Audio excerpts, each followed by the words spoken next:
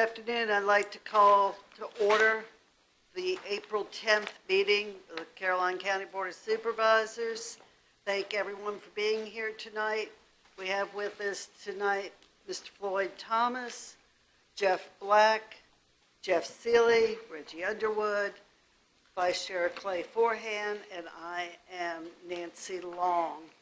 At this time, we will stand for the Pledge of Allegiance, and Mr. Forehand will lead us in prayer.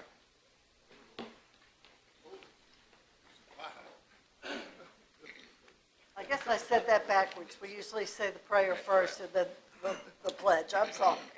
Excuse me. Lord, thank you for this beautiful day. Thank you for being a constant in our lives and providing an occasional nudge or wink that touches us and takes us to a better place or towards a better decision. Please grant each of us the wisdom and the compassion to serve you and the citizens of Caroline County to the best of our ability. In your name, amen.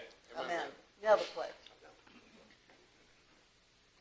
I pledge allegiance to the flag of the United States of America and to the republic for which it stands, one nation, under God, indivisible, with liberty and justice for all. Thank you.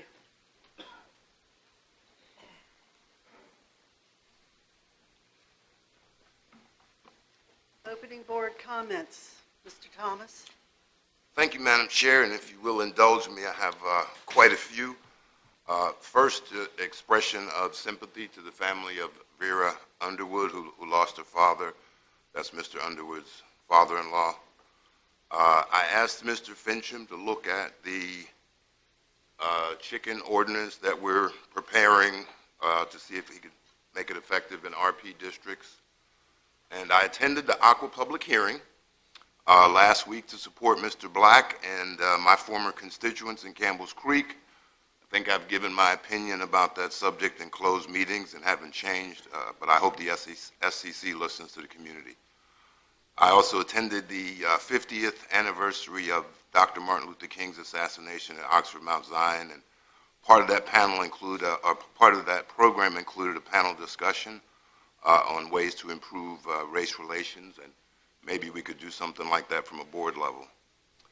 And lastly, I was asked by a freelance reporter for comments about the upcoming bond rating process for the county. And while my comments were just about the bond rating, it turned out that story was about the county's debt and not the bond rating process. So I am compelled to clarify a couple of issues in that story and add the proper perspective. And I think with respect to the bond rating, the entire board is aware that we have to do that due to the refinancing of our $25 million school bond, which came about because of the increased interest rate from the tax reform plan passed by Congress. If we went with the original loan, it would cost us almost $1 million in new interest. What many citizens and new board members may not be aware of is that was one of the few times the county had to use private financing for something that large. Previously, the county had been able to plan and use public financing with a fixed lower interest rate and did not need a bond rating. Such was the case for Lewis and Clark and the BGE renovations. But to quickly begin the high school Madison renovation, the process was required to use private financing. And again, this bond rating process is only in response to the change in interest rates. Now, with respect to the county's debt, we can debate whether it is or isn't in line with other localities. Davenport has said the county finances are in very good condition and our debt is comparable to other localities. However, much of the debt that was incurred by the county was during the Great Recession when county residents were going through hard times, but capital funding requests from schools and public safety had to be satisfied. Some of that debt came from multiple repairs to the high school roof after a school board member poked holes in it. It's very easy to Monday morning quarterback after the fact and say we shouldn't have done this or we should have raised taxes previously to make decision making easier now. However, if this board or a later board decides to do it, I'm sure someone will second guess the $120 million debt to bring water to Rappahannock or the $25 million for the Walmart Road. I was making the tough decisions then and hold fast to the idea that we shouldn't always raise taxes on the current residents, but allow those that benefit from growth to help pay for it. Thank you, Madam Chair. Thank you, Ms. Thomas. Any other comments, board members? Mr. Black? Yeah, I do. First of all, I want to thank my fellow supervisors, Mr. Thomas, Mr. Seeley, Mr. Forehand, and Mrs. Long for showing up last week and participating in the public hearing in regards to the proposed Aqua Virginia water rate hikes. The public hearings last week went on for 4 hours. Went from 4 to about 6 o'clock and then 7 to a little after 9. There were 41 or 42 speakers that spoke over those 4 hours, and the testimony to me at times was quite powerful. When someone shows up and has a bottle of drinking water and then has a bottle of lake water and asks them to tell which one is the lake water and which one is the drinking water, that's pretty pathetic. And so I just want to thank the staff. One of the things, Mr. Colley, Mr. Parton, I know Pam, everyone who was involved and being part of this process. It was a lot of time, energy, and so forth, but hopefully it was worth it. And I know I've been thanked by several citizens in the Lake Landor region as well as outside Lake Landor for the county stepping up and really helping them out. So I think we also owe a thank you to Fluvanna and Botetourt a little bit for helping us so in that process. The last thing I have is there will be a public hearing in regards to the Ladysmith Road project. I think that is next, Mr. Forehand, that's next Thursday, correct? On next Thursday, I think, and it's at the Lewis and Clark Elementary School, and it's at 5, starting at 5 o'clock. So in regards to the widening of Ladysmith Road, just as a side note on Mr. Thomas's comments, the Ladysmith Road project is costing the county $6 million, not 26. So the total project is 26. Yes, the county contribution is $6 million. So thank you. Mr. Seeley? I only have but one comment. It was very nice to see so many folks show up to the public hearing for Aqua. I think that the length of the testimony and the quality of the testimony from regular citizens was pretty amazing. I'd like to thank Mr. Cully and Mr. Schiebel for the last-minute sort of help that I needed to cover some bases that hadn't been covered throughout the day that I wasn't sure needed or should be covered. So I want to thank them for their quick comments and their ability to help me figure out some numbers that I could use. And I'd also like to echo Mr. Thomas's condolences to the Underwood family and his wife in particular. His wife has been to brought many kids' art to Bowling Green to be shown and has been here for many years. And I will tell you that she's been in the community and helped many a kid with and children display art and get some real recognition. And I do send the deepest regrets for the loss of her father so suddenly. Thank you. Mr. Underwood? Yeah, Madam Chair, just one comment. I do want to thank the board and for sending flowers and acts of kindness during my father-in-law's death, and certainly I appreciate Mr. Seeley and Mr. Thomas for attending. I know everyone could not attend this. Also, I'd like to say thank you to our first responders who responded at about 2 o'clock that morning. Very professional, and I called Sheriff Lippa and expressed my sincere appreciation for his deputies there who were there during that time. So I just think really appreciate it and think all your acts of kindness. Thank you, Madam Chairman. Thank you. Mr. Forehand? Just want to reiterate condolences, Mr. Underwood. I have 3 children that Miss Underwood instructs in art, and it is one of their favorite subject, if not their favorite subject, and she's touched our lives, and I'm sorry to hear that the passing of her father. Also, the hearing, the SEC hearing in Ladysmith last week was a learning experience for me. Mr. Black, I commend you for the lengthy and very detailed arguments against the increases, and I know that's not a small effort to assemble that level of detail. Also, yesterday we had a meeting with Delegate Orrock regarding various matters in the county. One of those matters was transportation on 95. It's of interest to me because of my commute. I have to say that I was a little frustrated by what he let me know, or what he said. However, it is eye-opening, and to boil it down for everyone, the state really doesn't have a plan for Interstate 95, and unless someone has an idea of how to move people and not cars, we're going to be status quo until some realization can be made at any level. And that in itself is frustrating to me, because I think it is a quality of life issue for everyone up and down the corridor from Richmond to Washington, D.C. and beyond. But anyway, that is a personal pet peeve of mine, and I will continue to follow up on those type of issues. Thank you. Thank you, Mr. Forehand. I have a couple of statements. First, I want to welcome Mr. Wilson back. It's good to see you back, Gary. Also, I want to thank the staff for all the setup for the Aqua meetings. I know that was a lot of work, the Sheriff's Department for traffic control, and for all the staff that helped with that. And we can only hope that the state corporation commission's eyes and ears were open, and that they'll do something about the monopoly that some of our citizens are in. I want to let everyone know that Earth Day is going to be celebrated at Fort A.P. Hill on the 22nd? No, it's the 26th. Yeah, but at A.P. Hill, they're having their big display at opening on the 26th. I believe board got a invitation from Diane Smith on that. And that's really nice because they have lots of different information set up, and they have busload after busload of children to come, and it's a great time to mingle with the youth of our county.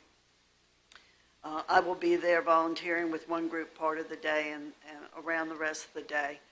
I also want to let everyone know that thanks to the boundary line adjustment that the board granted, new water pipes are being installed in the town of Port Royal. And so they are underway, and ground is broken, and it's been a long wait, but it's there, and that is wonderful. So at this time, we will move forward to the agenda. Do I have any changes or additions to the agenda at this time? Any changes or additions to the agenda? Hearing none, do I have a motion that the agenda be accepted? Make a motion, we accept the agenda as presented. Do I have a second? Thank you, Mr. Black. All in favor, say aye. Aye. So moved. All right. That takes us down to presentations. Mr. Finney.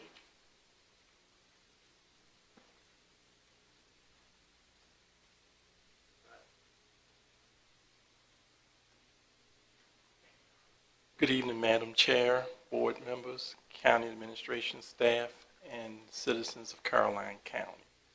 Tonight, I'd like to give you a brief overview of the second quarter of fiscal year 2018 budget to actuals. Through the end of December of 2017, 45.2% of budgeted revenues for the major programs has been billed or collected. 51% of budgeted expenditures have been expended for those major funds. General fund revenues are $23,506,410, or 47% of the adopted budget, which is $1,183,259 more than the previous fiscal year at this time. Property tax collections are 7.3% higher than at this point in fiscal year 2017. Sales tax revenue is about the same as last fiscal year. Local communication taxes are slightly lower than the previous year.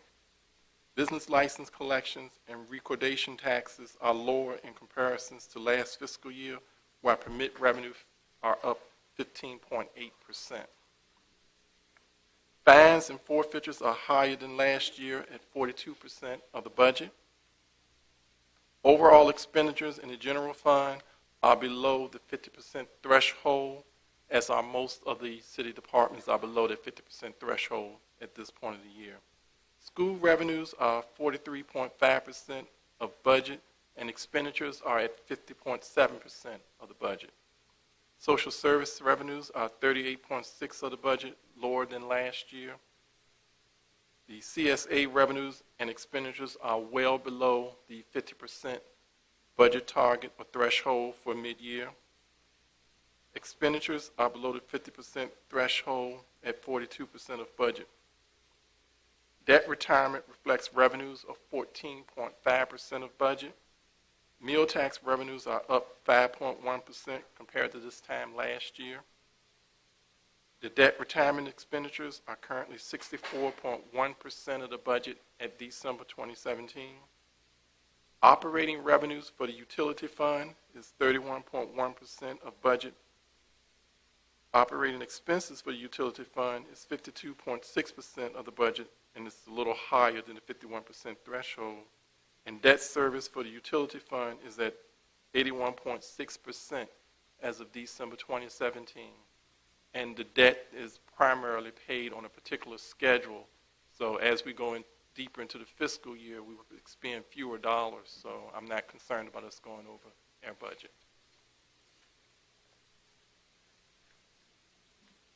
The actual operating revenue for the utility fund continues to be greater than the actual operating expense. For the 6-month period ending at December 2017, operating revenues were $334,482 higher than operating expense. The availability fees are 48.1% of budget. There were 25 water and 24 sewer fees paid through December 31st. The Don Water Fund billed operating revenues are at 47.2% of budget. Operating expenses for Don are at 44.3% of budget. Tourism reflects 46% of revenues collected and 39.6% of expenditures. Transit occupancy taxes continue to increase slightly. So as of this moment, we are a little bit higher in expenditures than we are in revenues collected, but that's part of the cyclical cycle with collection of revenues, be it taxes and stuff. Can I answer any questions? Mr. Finney? I do have one, Madam Chair. Thomas? Mr. Finney, I was at the school board meeting yesterday, and they reported their expenditures and revenue on a monthly basis. I don't recall. Do we appropriate money to them on a monthly basis or We lump appropriate. sum? We appropriate monies to the schools on a quarterly basis. On a quarterly basis. Okay. Thank you, sir. That was all I had. Anyone else? Thank you very much, Mr. Finney. Oh, I'm sorry, Mr. Forehand. Mr. Finney, is there anything that's striking to you, good or bad, on the numbers right now? Not at this point. Unfortunately, I'm doing a lot of catch-up, and what I really will do between now and June 30th is become more familiar with how the revenue comes in the different cycles for all of the major accounts. In previous days, I could kind of give you an idea of where we will be in the next quarter at this time, knowing when funds come in. For example, in other localities, you may collect your personal property and real estate tax quarterly or semi-annually. So you'll notice sometimes that you may have a cash flow, but we don't have that issue yet because we do have a strong fund balance. But those are the kind of things that I will look at to make sure that we're on the right track. But I haven't seen anything that I find alarming at all. Okay. Thank you. Thank you, Mr. Finney. Thank you.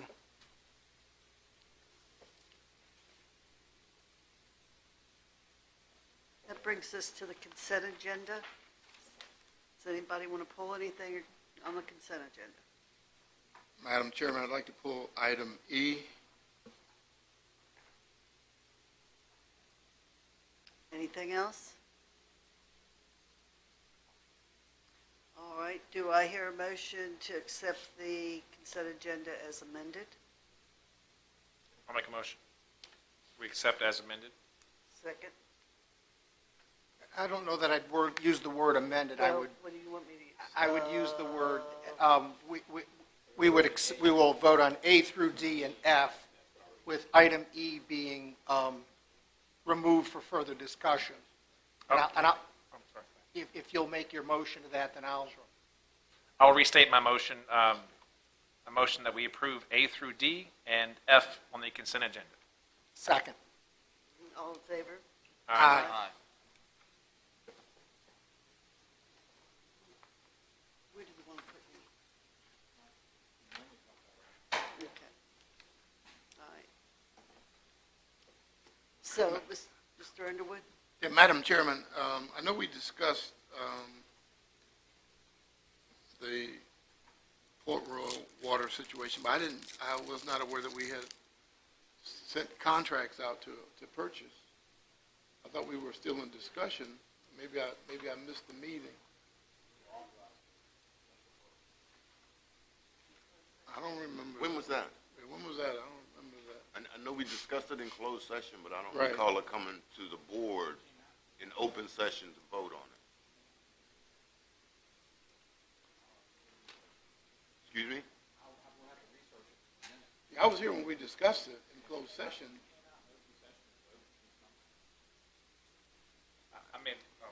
I made a motion to pursue within the parameters given. And I voted There were against that? limits given. And I voted against that? I don't recall. Well, I must not. I mean, I know I would have voted against that, but I don't recall that at all, so.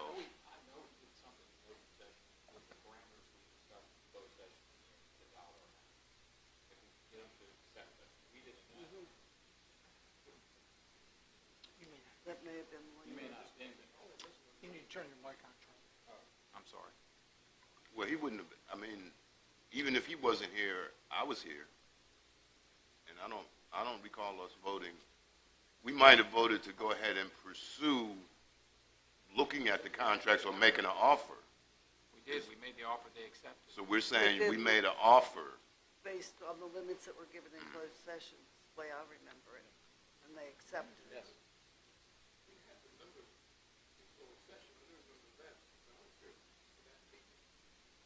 Let me know you had a problem, we would've looked all that up and brought it to you. Well- I don't have it in front of me right now. But we can certainly, they were what we discussed in closed session. I did not remember the numbers. I'd remember discussing acquiring the systems. They're exactly what we presented in closed session. Because the appraisals had already been done, I remember that. And y'all said, well, offer this, we had a load, you will offer that number. And that's what Mr. Shebel talked about the value and what I remember. I know we discussed it. we But I came just out- wasn't aware that we were going to a purchase after all of it. I thought we were still in the fact-finding stage, so maybe I misunderstood. We did, but that's what we took, was the action that y'all came and voted on. We came out in open session and voted on it, to acquire the system. I don't remember that Go language, back and Mr. check. Cully. We have to redo some. I mean, the alternative is not pretty. But I mean, there was- That's not the point. To me, that's not the point. The point is, it should come back and we should have discussion about it first.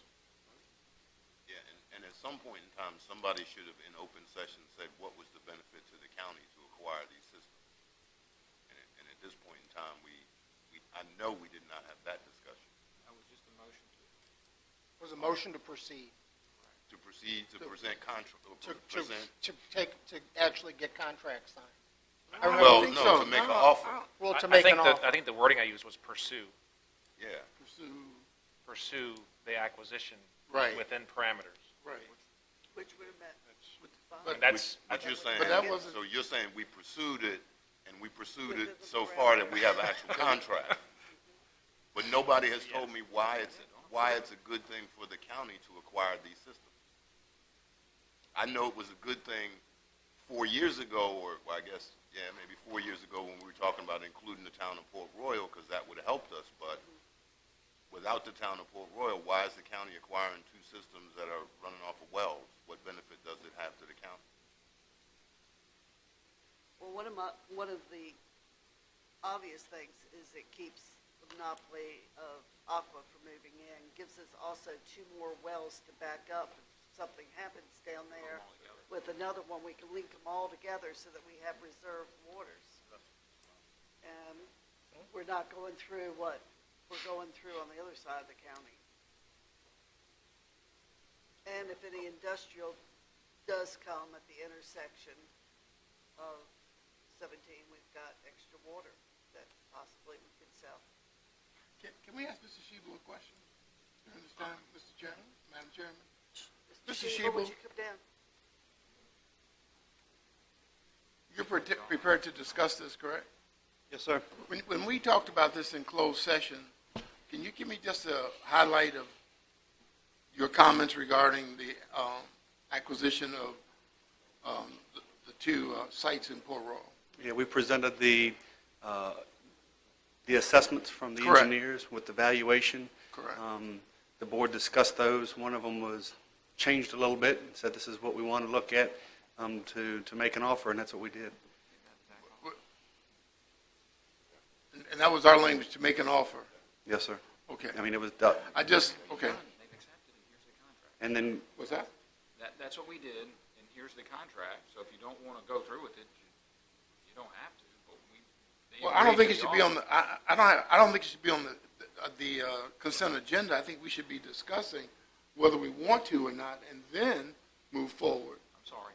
without discussion. We thought you wanted to. We're sorry. Right. No, not sorry. I just want clarification. Not whether it's good or bad, but is this the process that we're going to go through? That's my concern. What's that? Process. I said, this is a process. That's what I said. Turn your mic on. All right, any more But comments? if we're going to move forward or do this, I would like somebody to tell me what benefit it is to the county to have these 2 systems. All right. Would you like to address that on a utility basis? Yeah, I don't know that that's Mr. Shebel was not, he was asked to get the information, and that's what he did. The benefit, if I had to state the benefit, would be to not allow systems that were for sale, the people going out of the water business, to get out of our control to any other private company. In the fact that we have had, and just were at a meeting for 4 hours last week with a rate increase where, citizens were upset with the rates and wanted the board to do something about it. Well, the only way we can control rates is to actually control the systems. And so I thought that was a directive of the board to try to not let these systems that were for sale get in the hands of a private company. Is there, Mr. Shebel, this would be your realm, is there any expansion capabilities in these 2 systems?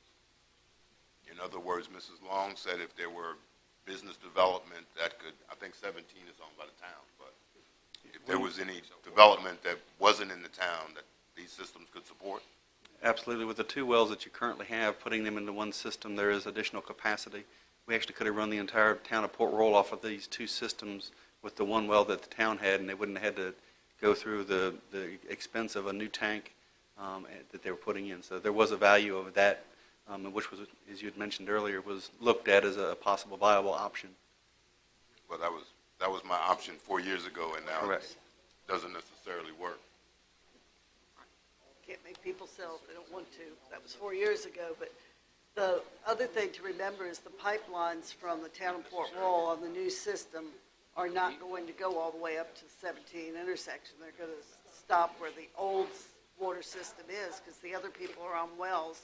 So if a commercial business comes in, they're going to need to get water from someplace. Well- And either gonna have to do a commercial well or hook on to us.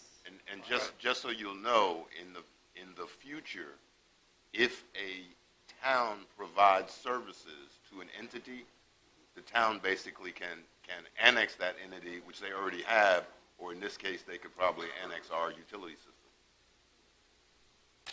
So it's, But we, I have a question for Mr. Shebel. yes. Didn't we also include in the rate the payback on these systems as a authority? Yes, sir, we'll be bringing that back at the next meeting for first reading and hoping to do a. So it'll be a utility district that'll actually. Service district. Or service district that'll actually pay back the debt service on the systems that we're buying. I thought that was, That's correct. That's part part of of the the discussion. presentation. but we did talk about a service area. I don't, we can't do a service area till we actually own the system. Is that the case? can you make it part of the motion that Yeah, if it goes forward, that it would become a service district? absolutely. Because I'd hate to see these, going through the Aqua hearings that we went through last week, and I was there for the evening session in its entirety. I don't mind making the motion to say that we accept, I'll stop. Go ahead, Mr. Underwood. My concern is not, and I think Nancy, Madam Chairman, you do have a good point, that we don't want to go through with the system what we're going through in Lake Landos. Absolutely, we don't want to do that. It could bring us and help us to extend our service. I'm just saying, I want all the facts first before we make a consent, put it on the consent agenda, so all the discussion that we're having now, that we all have it, it's above board, everybody's hearing what we're discussing, and there's no, we didn't know. I just like to have I'm not saying I'm opposed, but I'm saying let's do it the right way. Okay.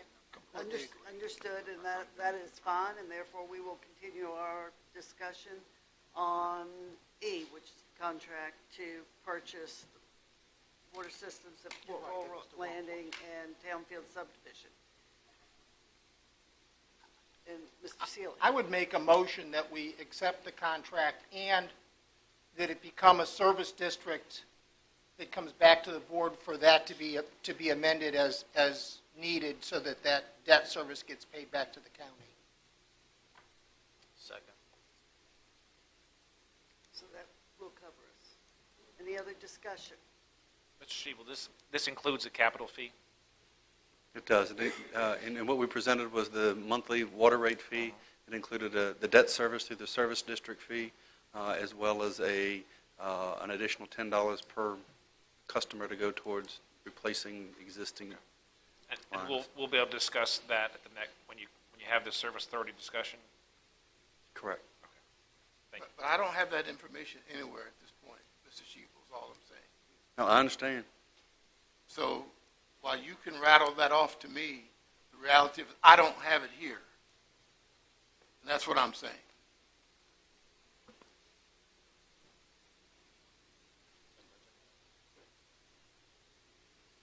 All right, so what do you want how do you want to move forward? Should we put it for another? You have a Can we motion, vote you have a on- motion we and a have second on the motion and a table. second.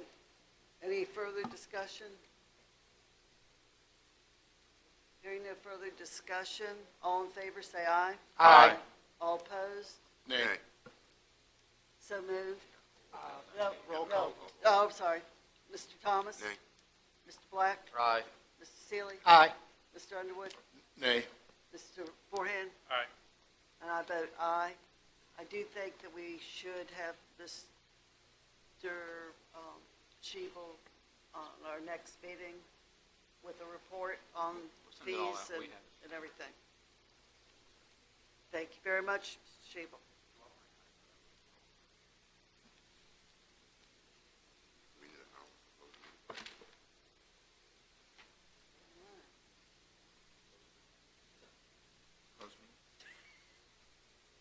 Sorry, we got caught off guard with that. We need our script.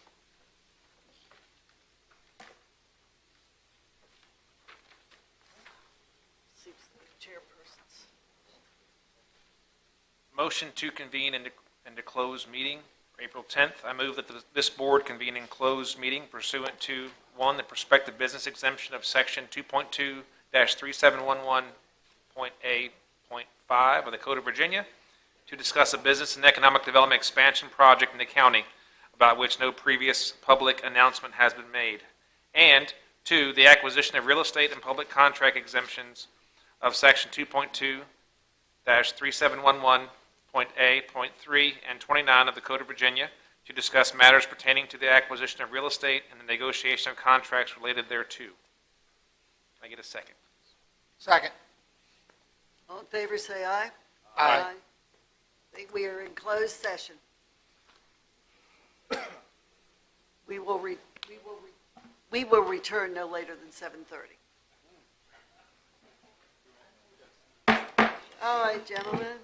Mr. Forehand, you can take us out of closed session. I make a motion that the Caroline County Board of Supervisors certify that to the best of each board member's knowledge that, 1, only public business matters lawfully exempted from the open meeting requirement by Virginia law were discussed in closed meeting to which the certification applies, and only such public business matters as were identified in the motion convening the closed meeting were heard, discussed, or considered by the board.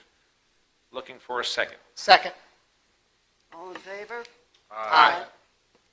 Mr. Thomas, do you so certify? I so certify. Mr. Black? I so certify. Mr. Seeley? I so certify. Mr. Underwood? I so certify. Mr. Forehand? I so certify. And I so certify. We are out of closed session. Nobody can hear. Thank you.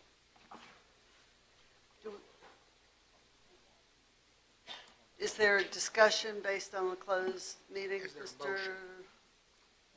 Motion. Motion? Go ahead. Mr. Black actually has it.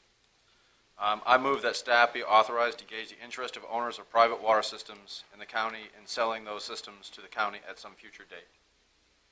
Do we have a second? Second. All in favor, say aye. Aye.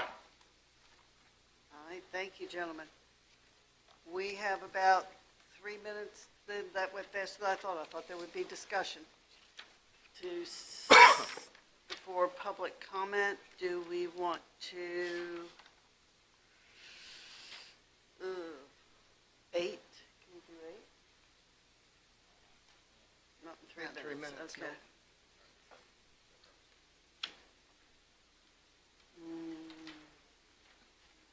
no. Mr. Thomas could entertain us with a song.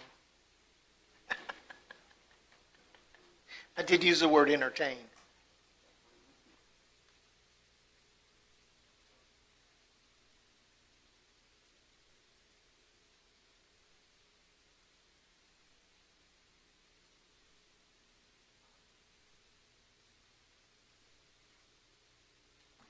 All right, we're getting ready to start our public comment section on our agenda. Public comment is for anything we are not having a public hearing on tonight. You have a 3-minute window to speak. We would ask that when you come up that you state your voting district and your name. And we also ask everyone out there that if somebody says something they either really like or really dislike, that you keep your emotions and your applause and sounds to yourself so that no one feels intimidated by speaking their mind, because we all certainly have a right to voice our opinion in this country. So, but we will do it respectfully and with a time-limited public comment, please. So at this time, we will go ahead and we will open public comment.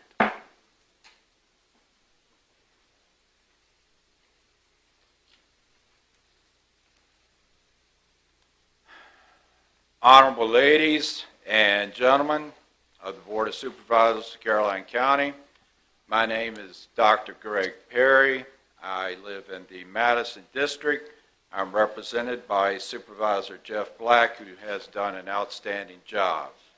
I am not here to deplore you tonight. Y'all are doing an excellent job. I am here to beg of you. I am here to ask of you to please.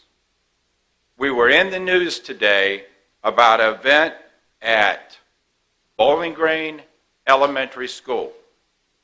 Channel 12 News. We all saw it. This is my grandson. He goes to that school.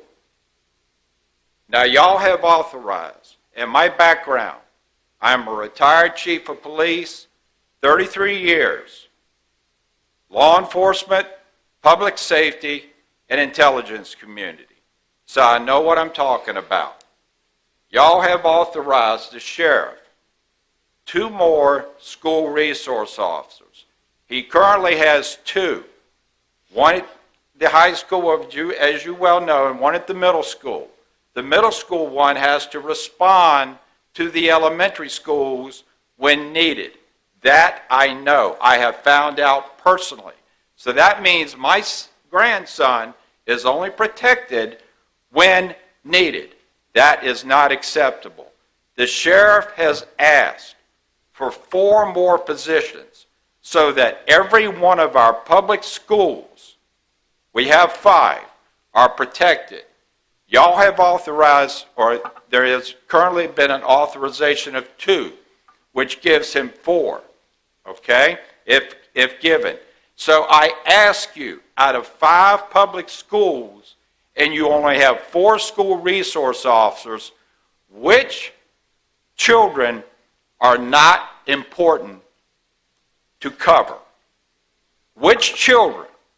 I heard you talk about funding water tonight. I heard you talk about funding real estate tonight. But which children? My grandson is at Bowling Green Elementary that's not going to get that's not going to be covered? Is it just going to be 4 other schools and Bowling Green Elementary is not going to be covered? I am imploring you to give Sheriff Lippa the 4 school resource officers that he has requested. We cannot put a price, we can never put a price on a child's life. This is my grandson, and I'm sure many of you have children and grandchildren. Okay? And I don't want to run over my 3 minutes. I am imploring you, I am begging you, please give Sheriff Lippa those 4. Again, my name is Dr. Greg Perry. I'm a retired chief of police, 33 years of public service. I live in the Madison district. I'm represented by Supervisor Jeff Black, who does an awesome job. And I thank you for your time. Thank you, sir. Dr. Perry? Dr. Perry, would Yes, you sir. give him your contact number, please? Yes, sir. Thank you. Is there anyone else that would like to speak at public comment? Please come forward.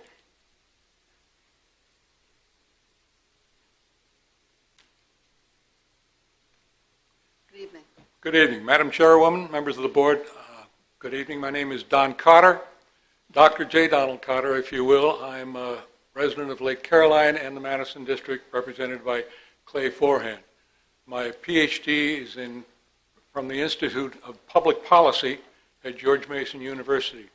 I raise that because I'm here to address you, as I have in writing, about the Airlie project. I think that the Lady Smith Area Subplan and the Comprehensive Plan have been given short shrift when looking at the nice, complete package that Airlie's professionals have presented. Looks good on paper, but when you put that traffic pattern down to cars, vehicles on the road, there's people in those vehicles, and there's going to be trouble down the road with the trucks. There is an opportunity for an alternative access. I think you know that. I think it's been addressed briefly, but it has not been addressed wholly. I would like to suggest to you that, as a matter of fact, I would like to ask that the board introduce a motion to postpone any final decision on Airlie pending the results of a cost-benefit analysis of the whole of an alternate access to the property, putting the truck vehicles and traffic at the back of the property.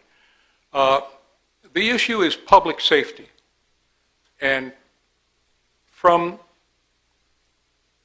the Fifth Amendment, of taking the property, public property for private property for public use. Public use has been defined alternatively down to public purpose. And in this context, public purpose is public safety. And if there's an opportunity to remove all that truck traffic from US 1, you've removed a tremendous threat to public safety in the Ladysmith area. We have, I say we because I was on both Ladysmith advisory committees. Yes, I am as old as I look. I would like to tell you that we put a great deal of effort into it. Read it. It is a model for what would be referred to legally as legislative judgment. So please take into account your decision, if you make it tonight, is final. You will not have considered all the possibilities. If a cost analysis study comes out that the best way to do it, to put Airlie in place, is on US 1, then so be it. But please, fill all the checks in the boxes as Airlie has done in its administrative package. Thank you very much. Thank you. Is there anyone else that would like to speak tonight?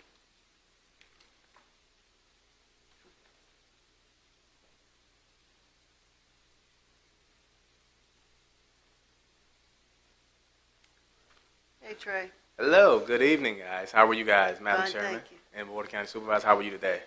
Doing well. Good. I was coming to formally invite you to next weekend's unity event or community event. It's on April 21st at Caroline Middle School. We've changed the name from Stop the Violence Movement to UIE, which stands for Unify, Illuminate, and Empower, hoping to reduce some of the stigma attached to the violence piece of the name. We'll be in partnership with Caroline County Public School Systems, along with the Parent Teacher Resource Center. I know you guys may have seen a memo go out about the Navigating Dangerous Waters event that may be happening at the same time. Well, we're all working together that day. So I'll be taking the first part of the sessions at 9 o'clock, and then we'll move into the Navigating Dangerous Waters, and then we'll come back for lunch, and then I'll do some discussion pieces with the community leaders, and then we'll have a kickball tournament as well. So same format as last year from my end. We have you guys come out and the school board, superintendent, Sheriff Lipper and their department come out, dialogue with parents. I've partnered with a friend from, a native from this area, but she works with youth in Fredericksburg and Spotsylvania, and her nonprofit is called Unmasked. So she works with victims of domestic violence and also has a team group as well that she does in the Fredericksburg and Spotsylvania area, and she's trying to get more acclimated in this area. So she will be having a teen session, which is going on the same time as from 10 to 12 with Navigating Dangerous Waters.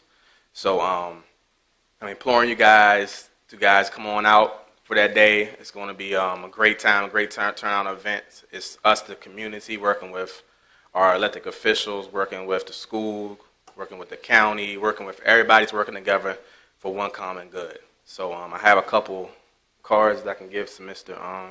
Pardon that I can give to you guys, so as a reminder, just in case. And I have given him the flyer as well. All right, thank you. And that time is 9 to 12?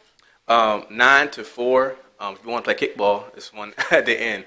But the main sessions with the community leaders are typically from 9 to 12.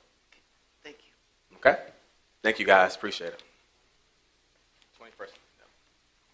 That's a busy Saturday. Lots of things going.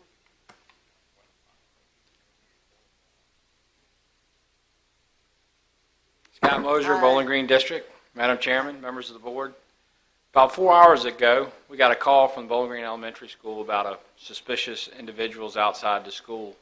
We responded, and I have to tell you that it took some time, but we had tremendous support and cooperation by the school officials. It was actually seamless. They did a wonderful job notifying us.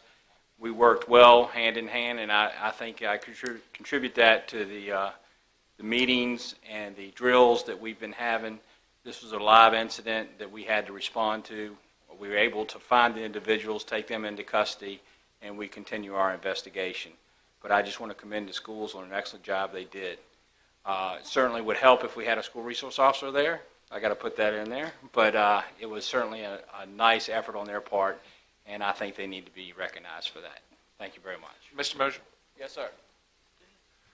what did you mean when you said it took some time?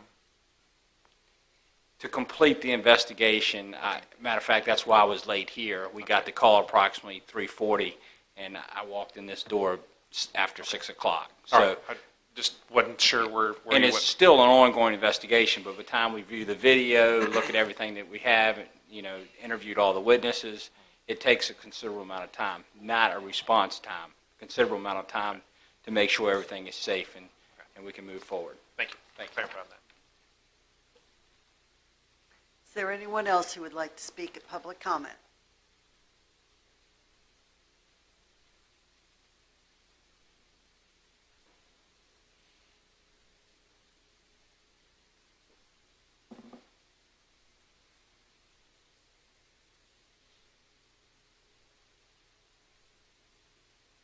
My name is Gloria Johnson. Hi, Ms. Johnson. And I'm from the Maplewood District.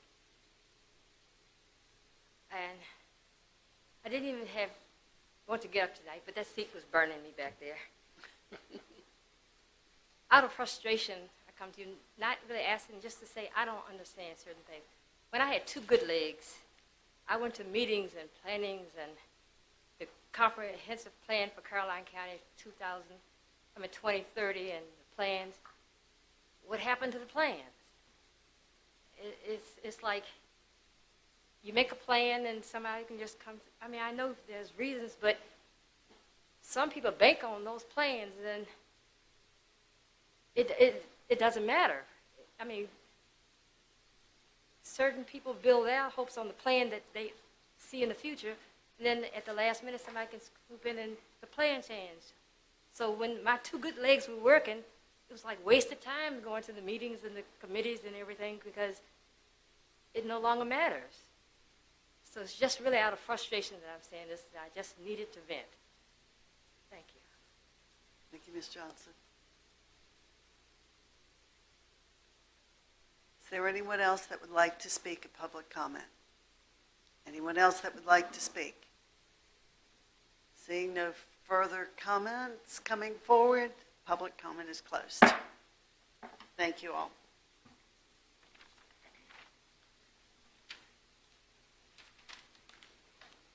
We will now move forward with public hearings. Our first public hearing tonight, Mr. Fincham.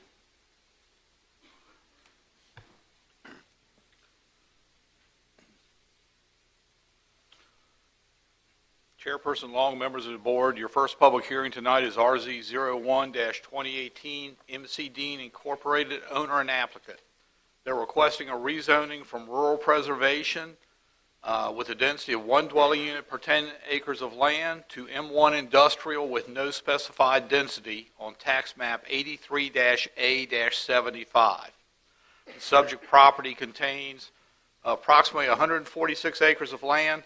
It is located at the northeast corner of Coleman's Mill Road and Dry Bridge Road in the Reedy Church voting district. The proposed use is for an industrial park, and a 2030 comprehensive plan designates this area as being within the Carmel Church community planning area designated as rural preservation. You have the full staff report as well as a copy of the GDP and the proffers from the applicant in your package. The applicant is requesting this rezoning to allow an expansion of their facility. Currently, they have their facility. They have several buildings there.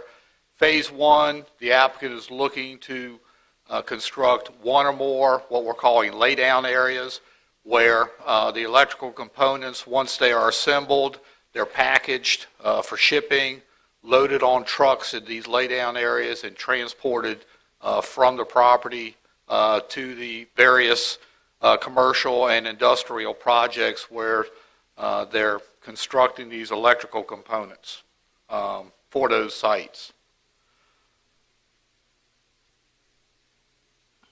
Future expansion potential may include one or more buildings at these locations, as well as a potential subdivision of the property to allow subcontractors or other industrial users to build on these properties. With that, I'll answer any questions that the board may have. Mr. Black? Yeah, I've just got one. If I see on the thing where they have the trips, AM peak and then PM peak and then 24 hours. Yes, sir. Is that trips or vehicles? Because when we're talking about another situation that we'll be dealing with tonight, we talk about trips, and can be one trip is in and then another trip is back. So my one vehicle is 2 trips. So I was wondering on this one, is that number in this case trips or vehicles? Because there's a difference. Because if it's trips, that's I think in this case we're really looking. Yeah, I don't think we're looking at a doubling in this situation, but because of the size of their trucks, I think you're actually looking at the actual number of vehicles in and out versus the trip being counted once, not twice. Typically, trips is an in and out. Okay, in this case, I think we're just looking at one directional for these vehicles. Right. It's a fairly low impact of use, but they are large trucks that in another situation it specifies. Yes, understood. It does not. It just says, okay. Thank you. Mr. Fincham, most of these trips are employees, correct? in this case, it's actually going to be the trucks that are hauling out the assembled. They're not hauling 200 trucks a day. No, the larger number is going to be include your employees. Right. The lower number is going to be your actual tractor trailer in and out of the facility to carry these components. Part of the issue that we have part of the issue that they currently have is the access on Coleman's Mill Road for the trailers transporting the assembled product off-site. Right. And the main purpose of this rezoning is to allow the construction of a road directly to Dry Bridge Road that would eliminate some of the access issues that they currently have with Coleman's Mill Road for these tractor trailers.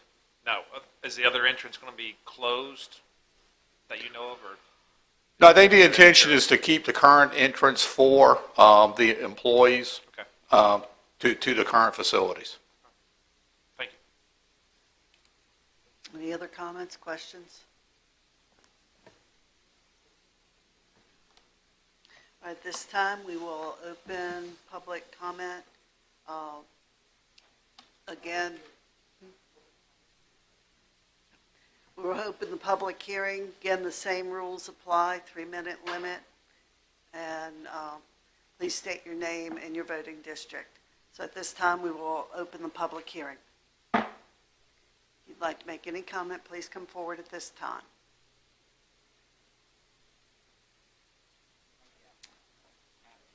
The applicant like to come up for and speak.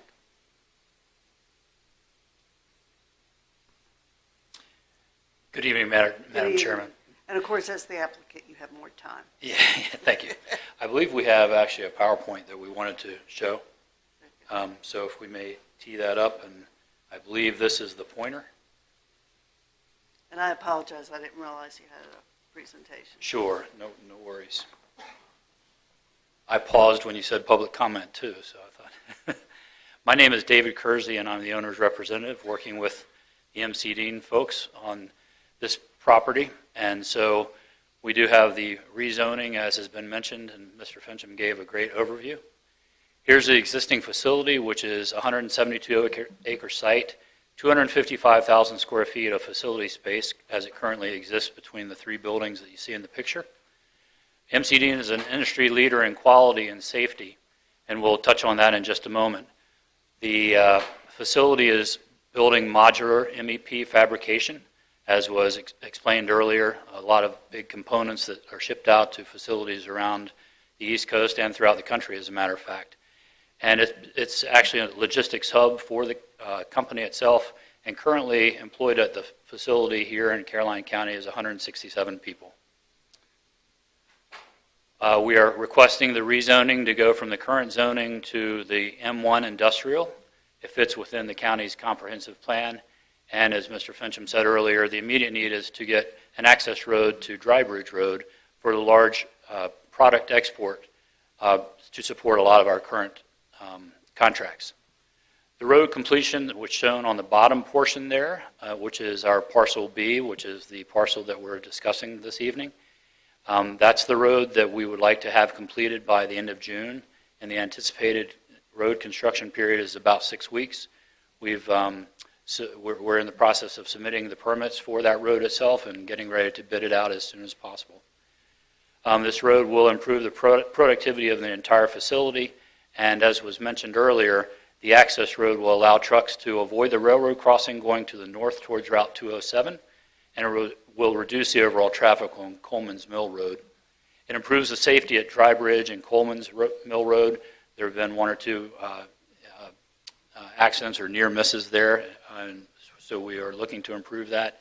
And there will be very minimal increase in the traffic on Dry Bridge Road, which is shut down in that portion when we do make these large transports anyway. The impact on the adjacent properties and school and public facilities is very minimal. Water and sanitary services are private.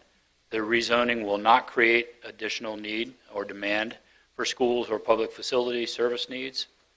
As I said earlier, the safety record for MC Dean, our EMR is 0.49. The industry average is 1.0, so we're twice as good as the industry average, which is really quite a remarkable thing that we're very proud of. Fire and rescue demands will not be increased beyond the level of service already provided, and we do have an existing 306-gallon storage tank for fire suppression on the campus. Job creation right now with the road is minimal, and for the near future, taxes will be increased because of the change in zoning to around $7,000 per year. There will be additional equipment and tools added to the existing facility property, and any future building constructed would add additional tax revenues, of course. And that's really it. So, any questions?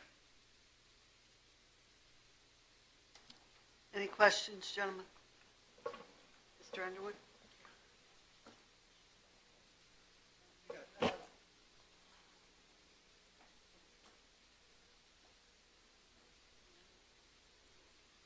else would like to speak?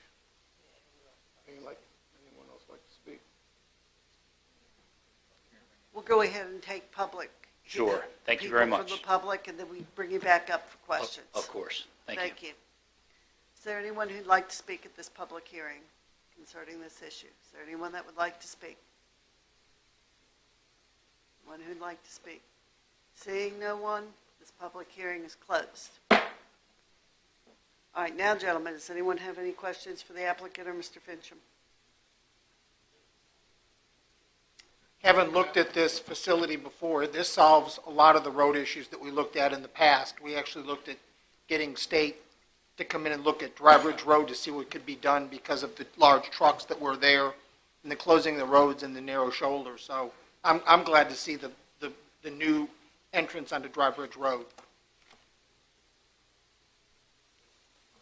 Madam Chairman, Yes, Mr. Underwood. hearing comments, all comments, I'd like to make a motion to approve a letter of intent between Caroline County and MC Dean Incorporated. No, wrong motion. Oh, I'm sorry. Excuse me. I'm sorry. Motion approved. Madam Chairman, I make a motion that we approve the request from RP for 101. I'm sorry, I'm on the wrong motion. I'm sorry.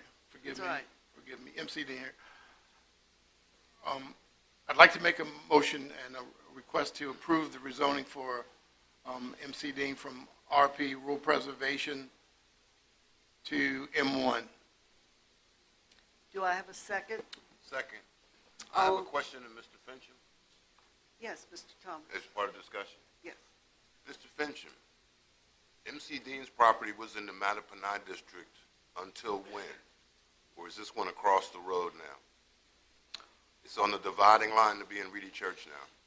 The dividing line is, part of it's the railroad tracks. I just wanted Mr. Underwood to understand he's inheriting something from the Mattapanai district.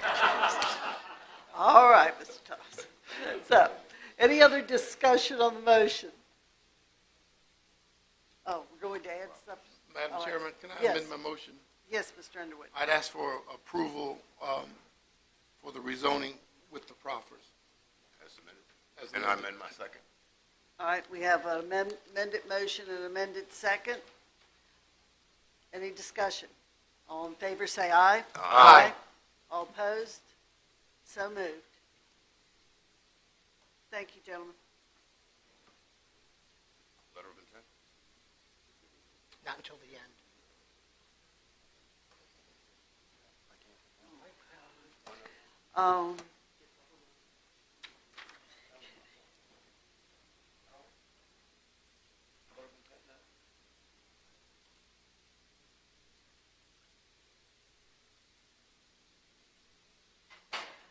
Our second public hearing tonight is to consider the proposed amendment to personal property tax relief for qualified disabled veterans. I'm not sure. There, my gentleman. Madam Chair, members of the board, the purpose of this public hearing is to consider an amendment to the county code that would enable the county to provide personal property tax relief for qualifying disabled veterans. Section 58.1-3506A19 of the Code of Virginia enables localities to establish a separate class of personal property for the purpose of taxation for one motor vehicle owned and regularly used by a veteran who is either lost or lost the use of one or both legs or an arm or hand, or who is blind or who is permanently and totally disabled as certified by the Department of Veterans Services. In order to qualify, the veteran must provide a written statement to the Commissioner of Revenue from the Department of Veterans Services that the veteran has been so designated or classified by the Department of Veterans Services to meet the requirements of this section and that his or her disability is service-connected. The proposed amendment to the county code under consideration would establish such a separate class of personal property for disabled veterans that meets the requirements that I just described in order to provide a reduction in the personal property tax rate to these individuals, or for these individuals. Under the proposed ordinance, qualifying disabled veterans would be taxed at 70% of the normal personal property tax rate on one vehicle they own and regularly use. The estimated loss in revenue to the county provided by the Commissioner of Revenue and based on the experience in other localities that have implemented a similar measure is $32,928 per year. That is revised from the previous estimate because now we're at 30% relief, not 50% relief. Do want to emphasize that is simply an estimate. We will not know until we implement this, if we do. The implementation date on the ordinance is for calendar year 2018, meaning retroactive to January 1st, 2018. The Commissioner may want to comment on that. But, and lastly, I do want to mention that if adopted, the wording of the ordinance that you have in the board packet may need to be tweaked slightly because we want to clarify that what we're doing is establishing a separate class of personal property rather than creating an exemption from personal property. So there is a distinction there, and what we're doing is actually establishing a separate class of personal property. With that, I'd be glad to take any questions before we open up the public hearing.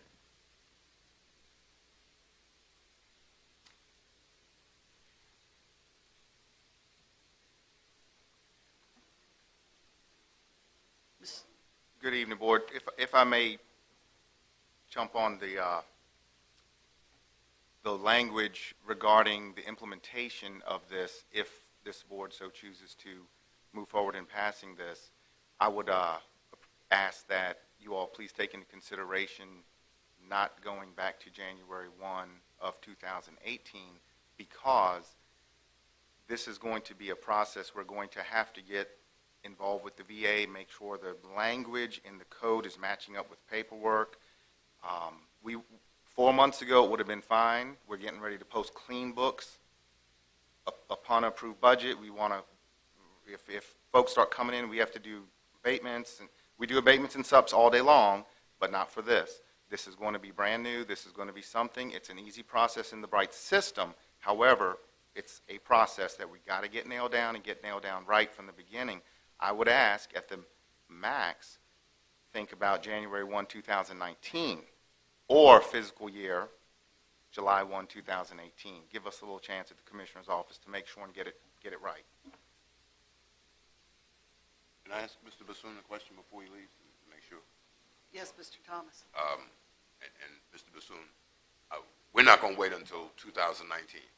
I want to make sure I understand the effort in 2018 if we start with the July 1, the start of the new fiscal year. They would not be able to get that benefit in June, which is when our normal tax bills are due, but they would be able to apply for it in December, right? We're going to approve July 1st as the start date. We want to make it January 1, 18, but you're saying there's issues. Considering those issues, if we make it July 1, the first time that the veterans would be able to get this particular relief would be December. Yes. Right? Yes. Mr. Cully? Taxes for personal property are assessed based on the calendar year, not the budget year. Yeah. And then divided up and billed twice a year. The only change is proration, which if somebody sells or buys. So I would think you're going to be with a lot more complicated trying to start at July 1, 18 than either January 1, 19 or retro went back to January 1, 18. Starting mid-year would be, when did that come in? I just was throwing that in, that all properties assessed and sort of taxed on that calendar year, not budget year. So you could start May 1 or whatever. I mean, budget year doesn't have anything to do with how you're tax. right about that. So in order not to totally tax your staff, what's the easiest process? Can we just say when they pay the full rate now? You know, if I'm a veteran that's disabled, I come in and my bill's $100. I pay that rate right now. But then after we clear all of the things, I come back to you and say, Mr. Bassoon, I'm a disabled veteran. I meet the qualifications. Can I have my 30% back? Ideally, what I would suggest is when we send out our personal property filing forms in December, around December 15th, that would allow the time for someone, because we will adjust our personal property filing forms with the instructions and blast the website, do everything. At that time, they would be able to reapply for that same vehicle, for this alternative tax rate. But by doing that, you're saying not till January next year? Ideally, yes. Okay, that's not acceptable to me, and I'm sorry, but... I'll work at the pleasure of this board, and whatever you all decide to do, we'll try to get it done. But we are going to make sure that it's done and done correct. I don't know that this is something we can push out. We want to make sure and, implement it correctly. And that's the thing. I mean, we want you to be able to do it correctly, but somebody came to me and said, I need this benefit, and I'm pretty much the patron of this particular legislation, so I want to make sure we do it as quickly as possible. Now, you're saying Yes. January Mr. 18th? Thomas, I have, Come on, guys. this is going to take printing forms, working with the VA, getting everything in line. We've got a new financial system coming up. I think the veterans will be appreciative that we're doing this and it's not required. And if it means getting it right the first time so that we don't have people feeling that they're not informed, I'm all right with January. I'd rather have it done right and everyone know that they have time to get their letters and their forms so they can apply. We could, Madam Chair, with Yeah. all due And we respect, also have comment time for public Right, but I mean, we're still doing our discussion, and But we with can all do due that respect, after. I would think that we could allow the veterans to come in and say, I've got this particular, bill, and my 30% would be whatever it is, and Mr. Bassoon could credit them, which would be an easier process, I would imagine, with the financial system in place, right? Well, I- It wouldn't. It would? It would not. It would not? It would not be as easy as it sounds to do that. I mean, ideally, it would be start fresh, put it on your filing form, come back in, advertise it at the end of the year, and start fresh January 1, 19. all right, Mr. what I'd Bassoon, like to do, if it's all right with the board, I'd like to go ahead and let the public hearing take place, let citizens come up and speak on this if they'd like, and then we can open it back up for discussion and try to iron out agreement here. So at this time, I'd like to open up the microphone for a public hearing. If you'd like to speak on this issue, please come forward at this time. If you'd like to speak on this issue, please come forward.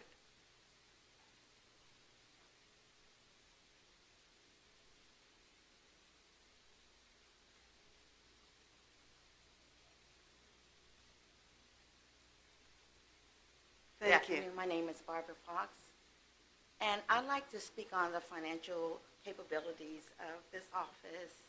I don't know this office per se, but I do know that there exists a percentage for people that are 65 and older. So why can't that same percentage be used for veterans?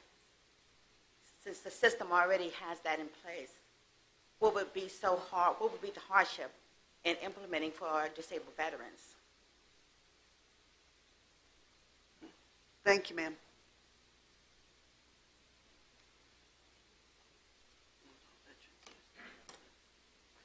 Are there any other comments at this time?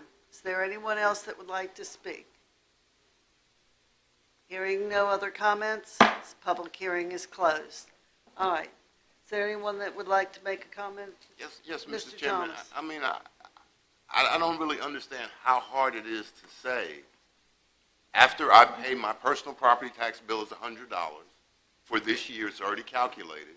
How hard is it for me to come back into the office and say, here's my disability form and paperwork, I'm going to get 30% back? That cannot be impossible. We have computers and we have calculators. Do I need an abacus? That cannot be that hard. Mr. Bassoon, can you? The process can happen. The process, it's no doubt that it can happen. The issue with the twice-a-year billing is, the bill is split in half. Right. If these folks are going to get credited back 30, and it starts half the year, they're only going to get credited 15% back, not 30. Okay. So the other part's going to, it'll start fresh carrying over Right. the next assessment, or the next time we get ready to post books and do assessing. But suppose I said, okay, you'll get credited 30% in December. Does that make it easier for you? I don't understand You said the how bill we was, get the credit in December when December's the end of the year. I mean, they're not going to get it credited back and do the abatement. I mean, we could do it, but listen to my math. The bill is $100. You're going to give me two bills of $50, right? Because that makes my 100 split in two. Right. You're saying there's a problem now, and I say, okay, I'll pay my $50 in June. Then, when December comes, if I pay you another 50, I paid 100%. But if I only pay you 20, then I've paid my 70%. That's the end of the year. Math is not that hard. I would have to ask that we go back and look at the process and see if that can be implemented correctly and properly, along with what the treasurer has going on with the way she does the billing and different things and the way the county is set up. I'm not prepared to answer that question right now. Is there a way to say of my $100 personal property bill that I would get a credit of $30 this year? I'm not prepared to comment on it. No, I mean, I'm telling you, my bill is $100. I say I'm a veteran. I come into your office and give you this form tomorrow, you still bill me $100 for the whole year, but next year I get that $30 off? Next year, you mean have it set up in the account? No, to I want be that $30 credited? off this year, and I want it off next year. Can't have, if it comes in after June, you can't get the $30, you'll get half. The billing system is just not set up like that. So I said, we'll have to speak with the treasurer, and we'll have to speak with the admin, and we'll have to speak to see how this whole thing can be split up like that. I'm not 100% sure it can be done that way. We can certainly look into it and see if it can. I mean, I'm not prepared right now to answer and say that, yes, that can happen.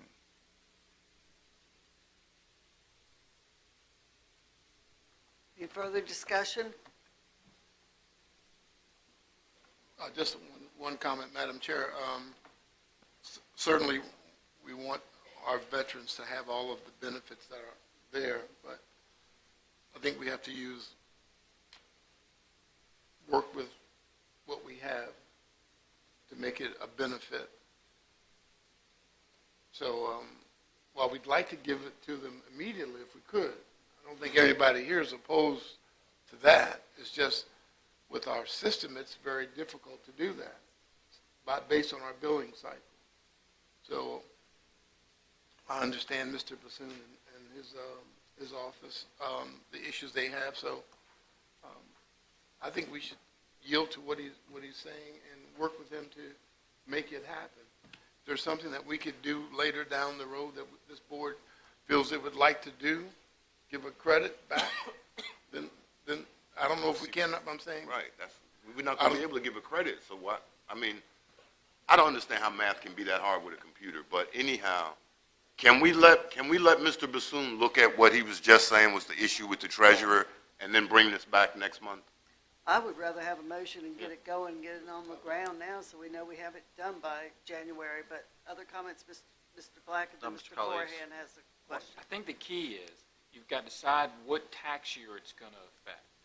So if you decide you're going to adopt this for 2018 tax year, he's got to figure out a way to get it done, whether he's abating everything, because it's not going to go out on the bills most likely correctly. Or if you say it's going to take effect January 1st, 19, then that's when the forms he's talking about will go out, just like the elderly forms, the elderly relief, and all the other programs we do. All the information comes in, they calculate it, the bill goes out correctly, the treasurer collects the money correctly, there's not really any abatements or any of that. So I think the key is, for the motion, are you going to make it effective 18? If you do, you're making work for them to figure it all out.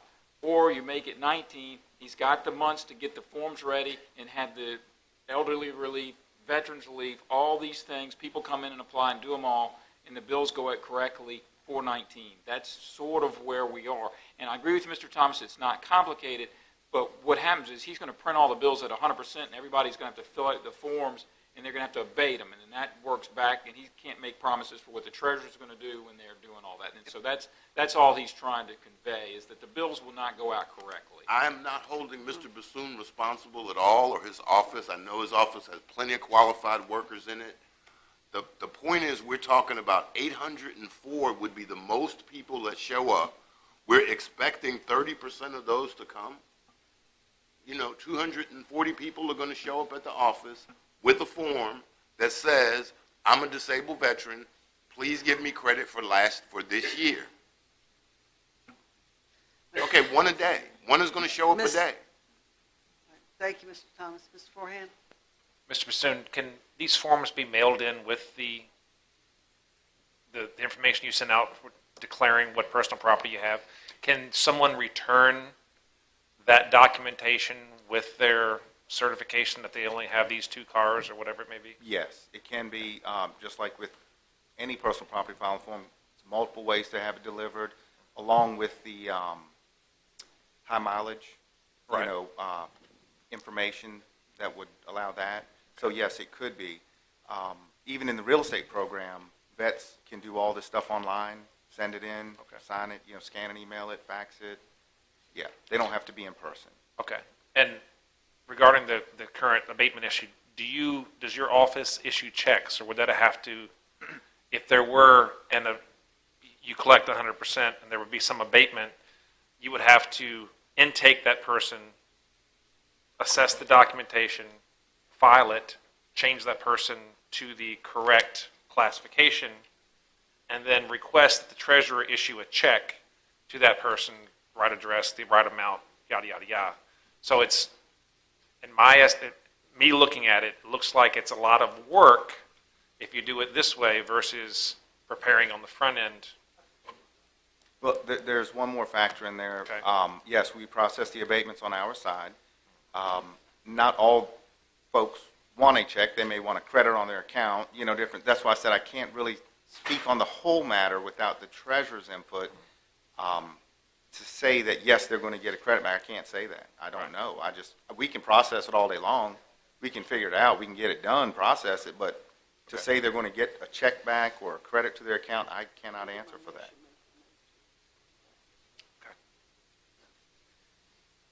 Thank you. Other discussion? Madam Chairman, I'm going to make a motion that we postpone this for another month and let Mr. Bassoon at least clarify with the treasurer what happens. Not going to make any difference whether we do it now or next month with respect to doing it in 19. That gives him a chance to figure out how it could work. Do I have a second? That's fine. Anybody have a problem going for another month? I'll second it. I don't mind moving it for another month.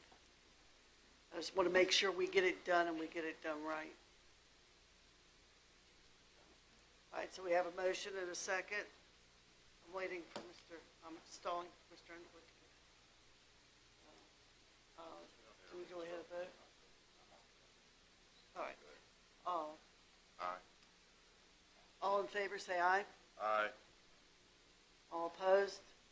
Nay, I think we should just move forward with 1 January.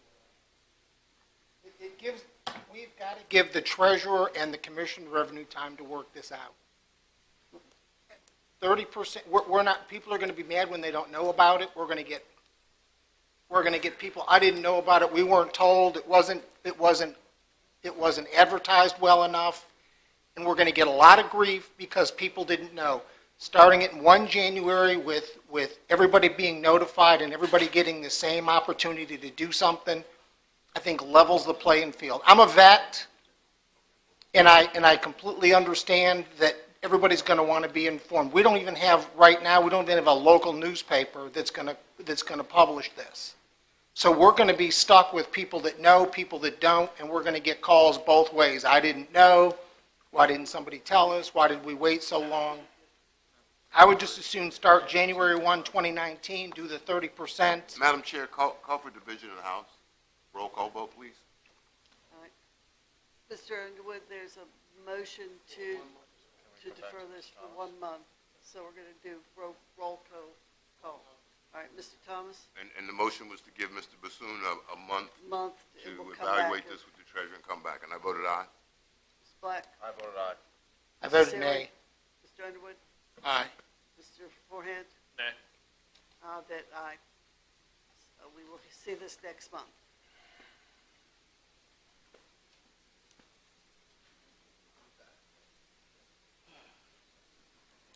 I was going to.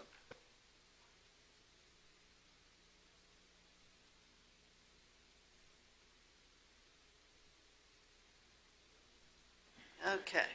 Now we move on to unfinished business. Mr. Fincham, you're up at bat again.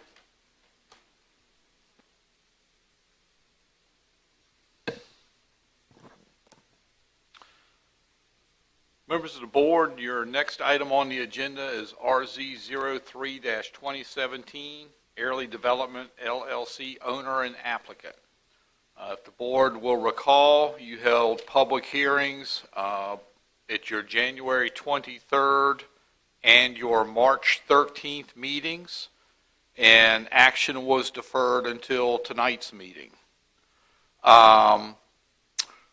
At the March 23rd meeting, there was continued discussion about access to the site as well as buffers to abutting properties.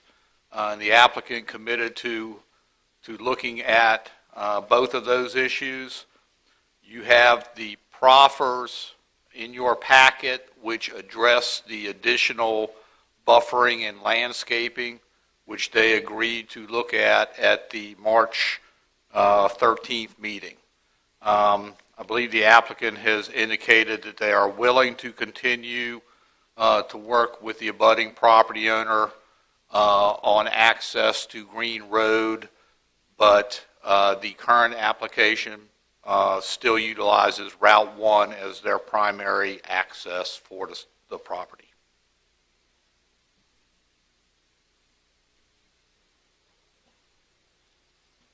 Discussion? Mr. Black? Just a couple questions. On the proffer, or I guess the thing that we had in the packet last time I looked back over, we had said there was 4,500 trips a day. 55% would get off at exit 110, 45% would get off at exit 104. I guess my only concern is, how is that enforced? How the 55-40% breakdown, that's one part I don't understand how they can put that in there, but how do we know that that's... It's not enforceable. It's an estimate based upon the calculations and estimates as to the flow of traffic into and out of the site. So in reality, if it ends up being that 60%, 70% get off at exit 110 and 30% get off at exit 104, that's perfectly okay. Right. In reality, in reality, whatever it ends up being is so that's the kind of the traffic flow estimates, and you is would what get. they think that they're going to get, as opposed to what's That's correct. What's really going It's to not a hard and fast number that's guaranteed. That will be the trip breakdown. Okay. Thank you. Question, Madam Chair?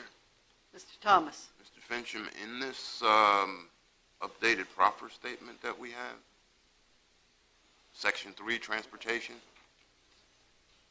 Dedications and Improvements. Yes. I don't know why I didn't see this until just now. Letter D. Yes. Upon full build-out of the property, the applicant agrees to prepare a signal warrant analysis for I-95 southbound ramp at 207. Yes, sir. 207. Southbound off-ramp at 207, yes, sir. That was requested by VDOT that analysis be performed, and they have proffered to do that, although that proffer does not require any improvements based upon the signal analysis.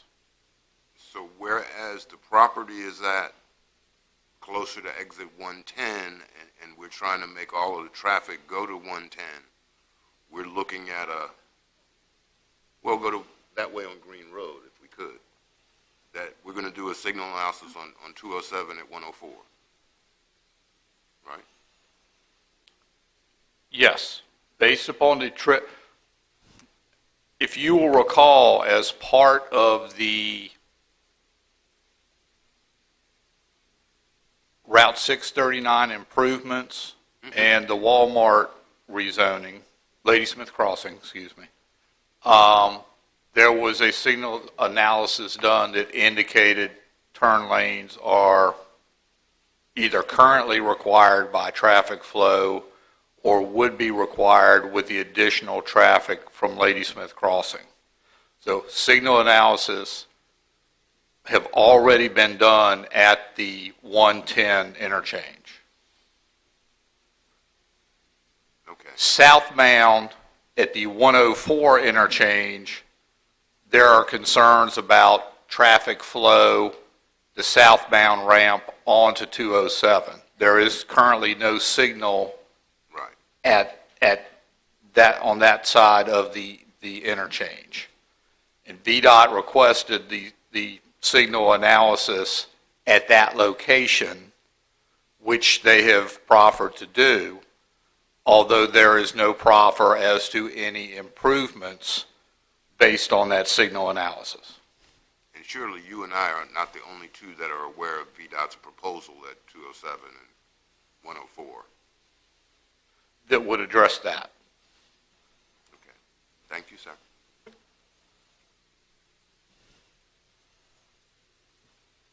Other comments, questions by the board? Mr. Fincham, have there been any productive conversations regarding the green access to the property? My understanding is that the abutting property owner has indicated a willingness to allow the access to be studied, has not made any firm commitments as to agreeing to participate or even allow improvements, depending on the potential impact to their property. A secondary consideration is Green Road itself. Only a portion of Green Road was to be reconstructed and relocated with the Ladysmith Crossing project. The reconstruction and relocation from the southern edge of Ladysmith Crossing back to Route 1 would either have to be done as a smart scale project from the county or completed as development occurs south of Ladysmith Crossing. So as part of the consideration of redesigning this project and the Good Earth property to provide access to Green Road, there's also a secondary issue of reconstructing Green Road to accommodate that traffic. Agreed. It's not really suited for big trucks. It would require some commitment on the board to make that access way truckworthy. And that would be considerable, in the millions, is my estimation. But okay. Do you think more time would be beneficial to work through some of the pitfalls and at least to get the data?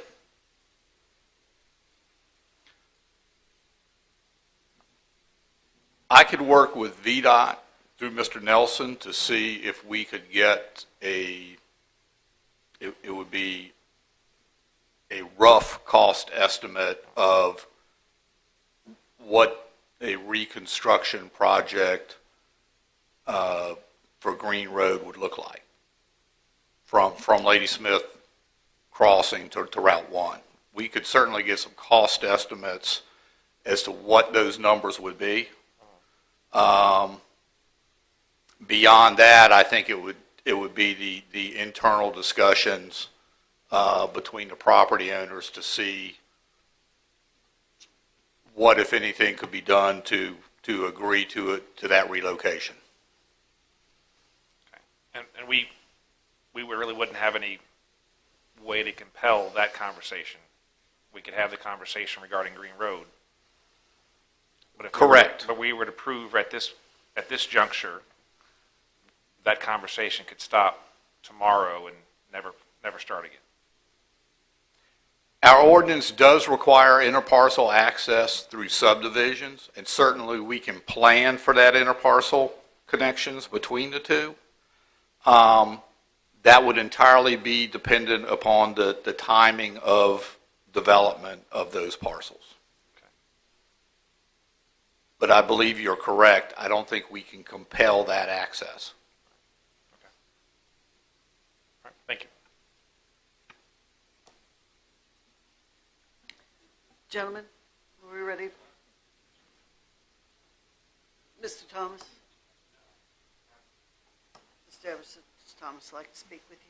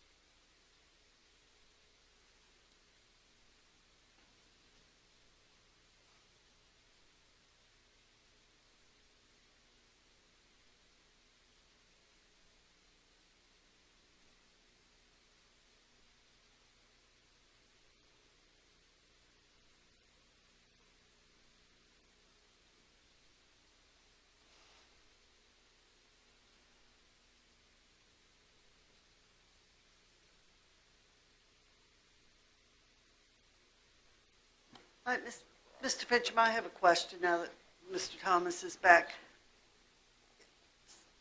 Some years ago, wasn't this property put up for development as a residential development of some type?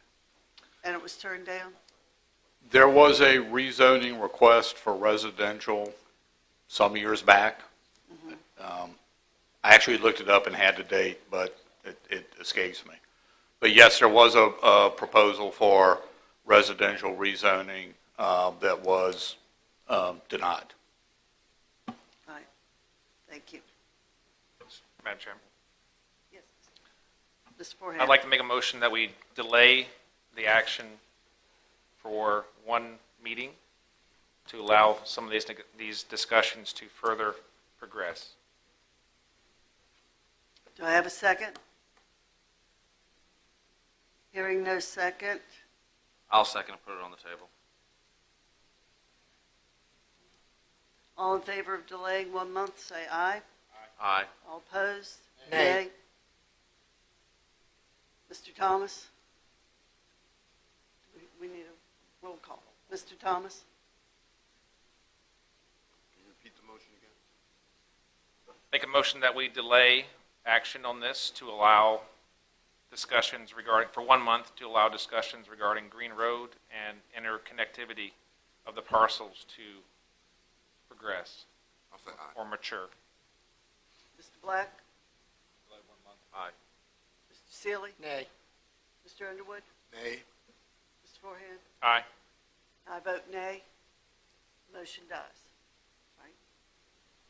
All right. So, we are back in action. Do we have a motion concerning this project?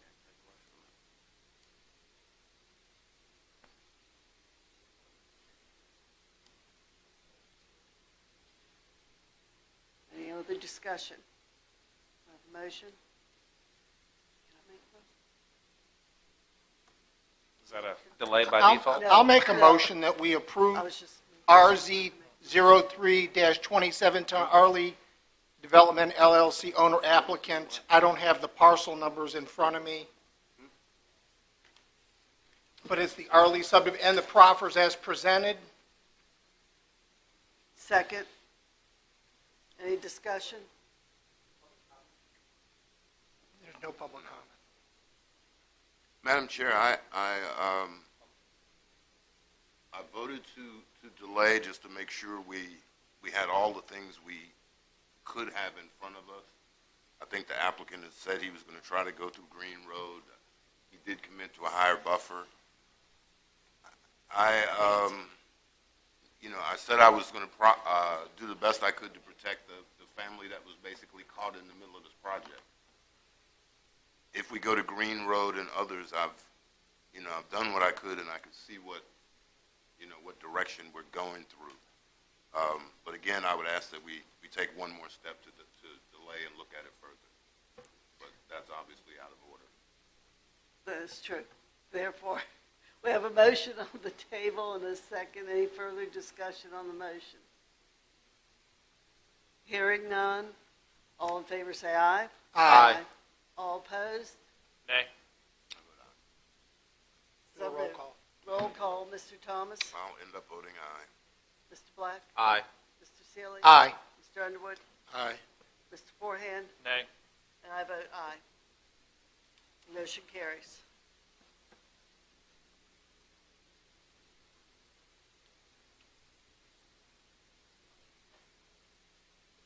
Can we just,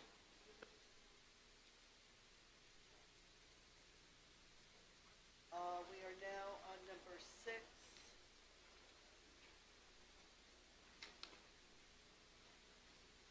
You had received a request from the electoral board to review the,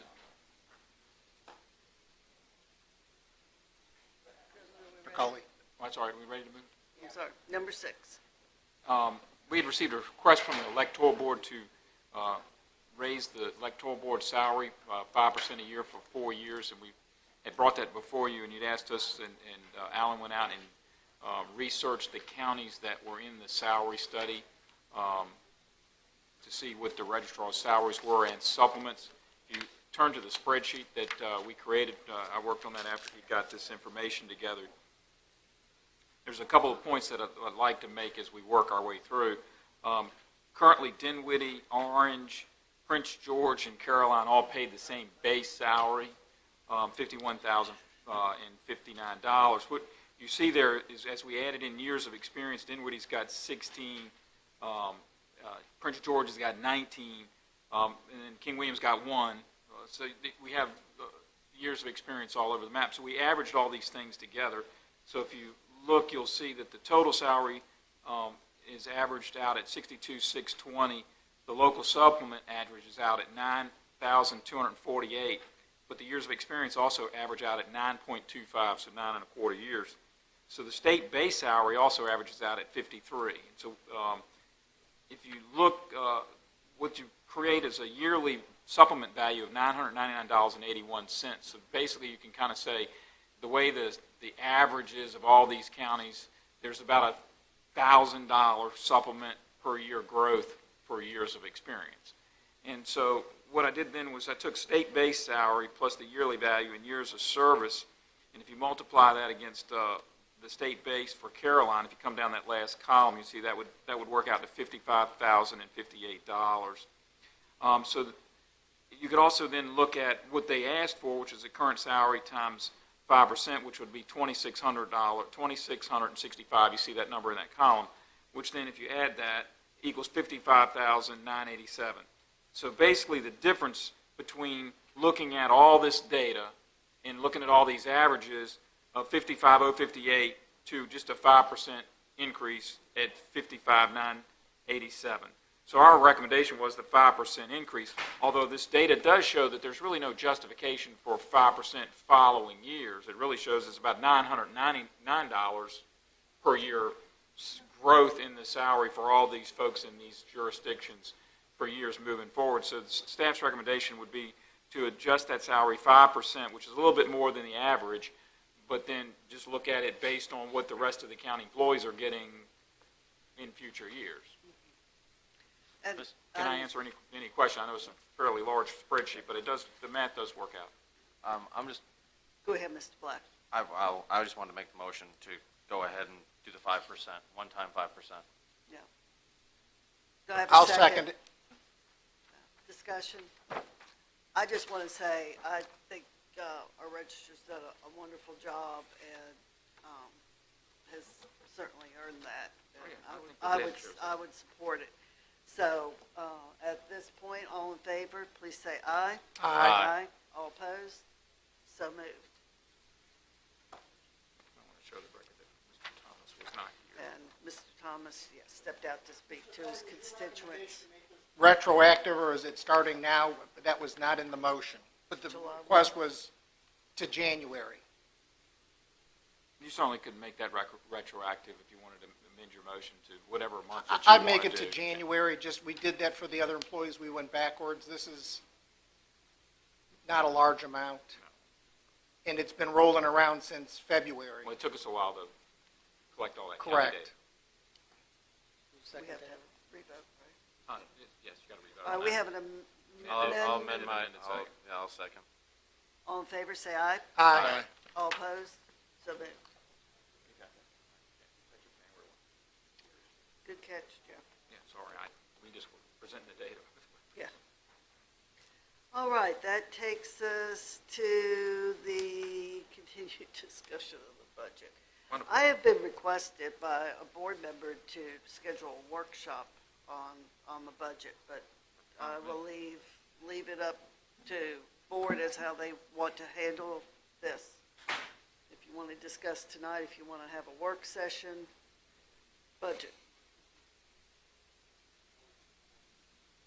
I was planning on it, but she started off with you wanted to have a work session, so I was just staying out of it. I got a couple of sheets I can explain. All right, go ahead, Mr. Cully, and then we'll decide if we want to do a work session or not. The large tabloid piece of paper, let's start with that one.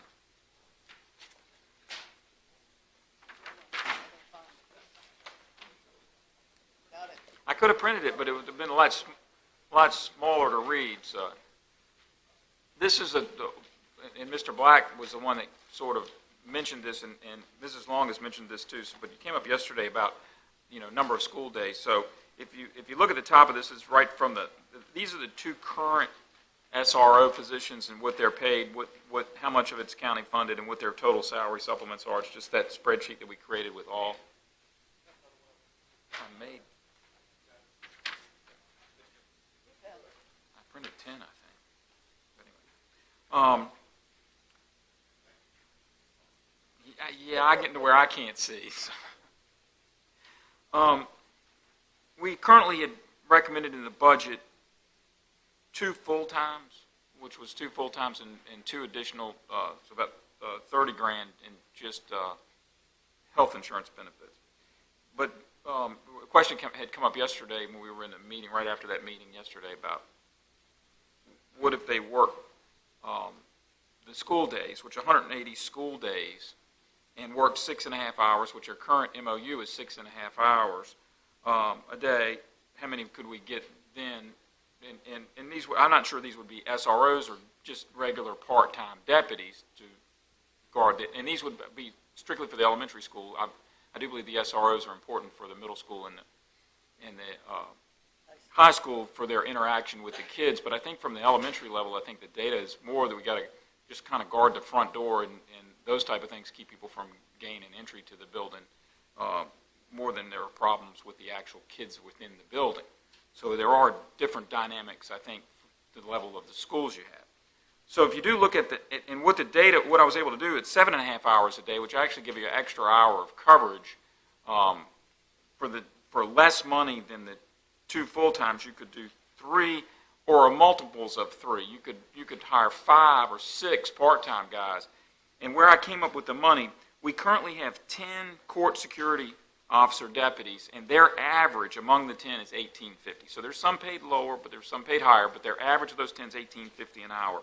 So if you paid up to $18.50, you could pay less if somebody was willing to do it for, say, $16 or $15. But if you're paying at that rate of $18.50, it would be $74,925. And if you plug this in, this is the bottom part is right out of the budget. I just copied that into this spreadsheet and just changed what it had been overtime salary wages to part-time, and you plop that $74,920 in, then it calculates up the FICA taxes and things that are there. You can get by for about more coverage than the 2 would provide you at the school buildings.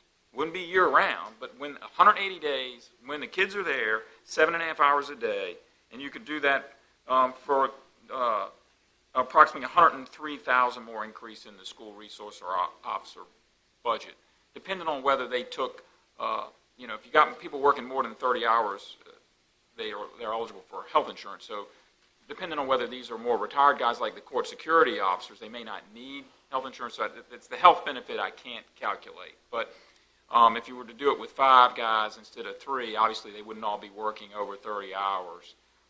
So depending on how it divided up, but I think you could fund 7.5 hours per school at each elementary school for the 180 days that the schools operate, put a uniformed guard deputy at the front door, able to make sure all the doors are secure and all those things. It wouldn't necessarily have to be an SRO, but they would have to be law enforcement certified, and do that for right around the same money that you could put 2 full-time people and share them amongst the schools.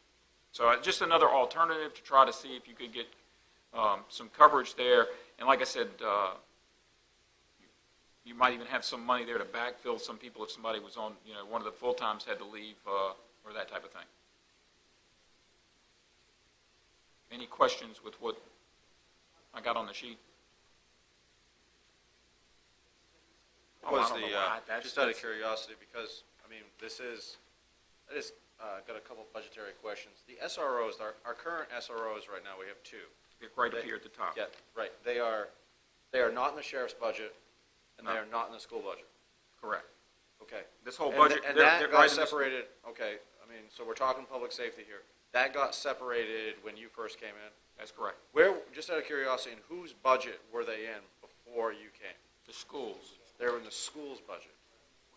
And before that, they were in the sheriff's budget, and there was a discussion between the schools and the sheriff at that time, who they belonged to in their time, and Mr. Cully made it a point to say, we'll take them and put them in the county budget. And it worked for me in Middlesex this way to keep people from, it's my employee, it's not, and they're funded right here.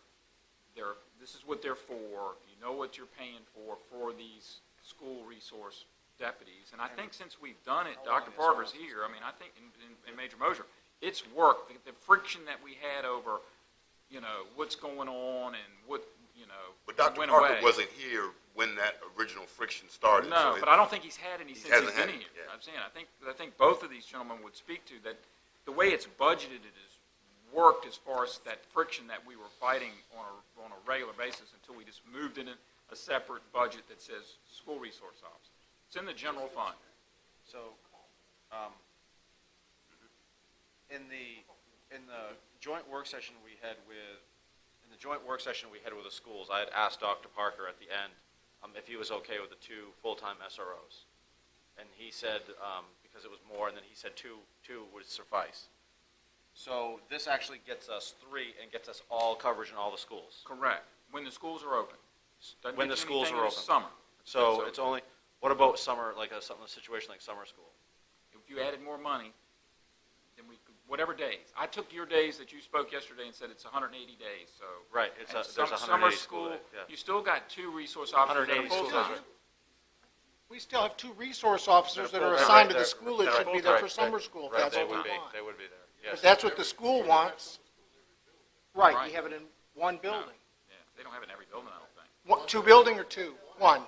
Right, so you have 2 full-times year-round. So these 3 part-times for 180 a day would cover. What is the? Have we heard? Has the sheriff's department chimed in on this? No, this is new for you tonight. After you said something to me today, I worked on it day to day. Major Mosier? The numbers look good, and certainly the math is nice, but I think it needs a lot more discussion before you consider part-time positions in the school. First of all, it's not the same academy you go to for a court bailiff. They have a minimized academy. These are law enforcement officers that have to attend 19 weeks of training. They're fully certified law enforcement officers. It's not the same. There's a lot more discussion that needs to be had. Obviously, Mr. Cully's a numbers man, and he can make the numbers work and make it look attractive. But overall, when you consider everything, our job is not a 7.5-hour job every day. So it just needs more discussion, I think, before. Well, I'm just looking here, and the reason why I looked this up is because it says Prince William. I read an article titled, it's April 5th, dated April 5th, and it says Prince William supervisors are moving closer to approving a plan making the first locality to use retired law enforcement officers. So Prince William County, which is a lot larger than we are, a lot more resources than we have, that's what they're trying to do right here. Then if you read the article, it goes down. It doesn't look like even in their county that they're going to have all of these schools covered. So in our plan, I guess my concern is if Prince William County is, it looks like in this article that's what they're moving towards, and they're going to implement it over a kind of a tiered policy. So these are, it says right here, law enforcement retirement law officials, within the last 10 years, they've had to be a law enforcement official in the last 10 years. That's according to this article. Well, the further discussion that I'm talking about is I don't want you to think that you're going to budget for 7.5 hours just for the school. You don't have training considered. You don't have report writing considered. You don't have follow-up investigations when it comes to situations that occurred in the school. I'm just saying that don't go in and say, hey, this is it. Absolutely part-time may be a way to approach this, but it's still, I think it needs more discussion. This is the first we've heard about it. We haven't discussed it with county staff. So I thought it was brought up in the 2-on-2s. Was it not brought up in the 2-on-2s? It was. I had mentioned the idea, but we hadn't gotten any figures or anything together. Mr. President, the training for SRO, how long is it? I know they have to have at least 2 years road experience. that's what's that. requested before they go to the SRO school. And how long is the SRO school? And that's an additional week's training. Okay. On top of the 19 weeks to become a police officer. Now, if you have a retired officer then he's already got the training, he's already certified. So that's something we could utilize as retired officers. But right now, we have a hard time backfilling our court positions. So you got a retired guy that you're going to put in the school versus the air-conditioned courtroom, limited hours. They are retired. Most of the guys, they don't want to work that many hours. So you're talking about a full-time position during practically 7.5 hours is a full-time position, getting somebody to commit to that. You may have to hire 10. You may have to have 10 to have that all covered, so that we could actually fill those positions. Now, Major Mosier, you said the 2 years is requested, and that's a state request. It's not really a requirement? They held it out there as a requirement at first, but it was a request, and we have been able to get around that. So I'm not going to say that we're held to that, no. So. But it's from the state either way? It's from the state. It's not our policy.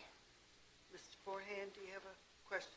No, I would like there to be one in every building. I think that would be a positive. The more positive role models you can have inside of a building, the better off it is.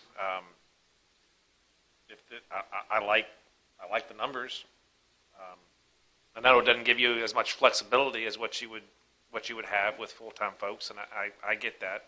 We agree. We want one in every school as well. Yeah. But I just think that numbers on the page don't really define everything, that's all the working parts of it. Agreed. You would say, but I understand we need the two we have now and they need somebody that can back them up if they have to be out a little bit. But you don't have a lot of physical problems in the elementary schools, do you? Isn't it more negotiation, parents? Mr. Underwood could probably speak on it better than I can, but it's a whole different world. Yeah. You may not be dealing with a potential shooter threat as readily you would at the high school, but you're going to deal with child custody issues. I can't tell you how many times that the school has called us and say, we have this order right here, and the parent's trying to pick up the child, and then you may have to deal with child abuse issues, marks on kids and stuff of that nature. Either way, if we can put, however you get there, if we can put a school resource officer in every school, it changes the whole dynamics of the school because it's a safety, conscientious person there at all times. Try living with a police officer. It's just like try living with Mr. Underwood. It's about education. His family knows about education. And it's something that's readily right there all the time. There's things that we can do to help that school become better. They have done a lot on their own. Dr. Parker has really been a person to lead the way for security. Mm-hmm. But when you have a security person, Hanover just recently hired one deputy that retired as their security person for all the schools. And that's all she does is does the security planning and contingency plans for different drills and stuff of that nature just for Hanover schools. And she's hired by the school board. So. And I also understand the importance of the children not being afraid of somebody in a uniform, looking at them as a friend. So if we can do it financially, and it starts with part-time, that would be great, I think. So yeah, we'll have to look at this. And elementary school has all types of different dynamics that you might necessarily not get with the high school or the middle school. Mm-hmm. Madam Chair, could I ask the major Yes, question? Mr. Thomas. Just one more. Major, do we still have the DARE program? We have the GREAT program, and then we have the Chris Hall that does some of the same. It's Virginia rules now. Mm-hmm. It's similar to DARE. But the DARE guy, my point was the DARE officer was an armed deputy, right? Right, and he was one of the SRO officers. Chris Hall, he's also our crime prevention specialist for the department. Okay, he has all the additional training. And his salary in there that Mr. Cully had mentioned, and he is actually the rank of a sergeant.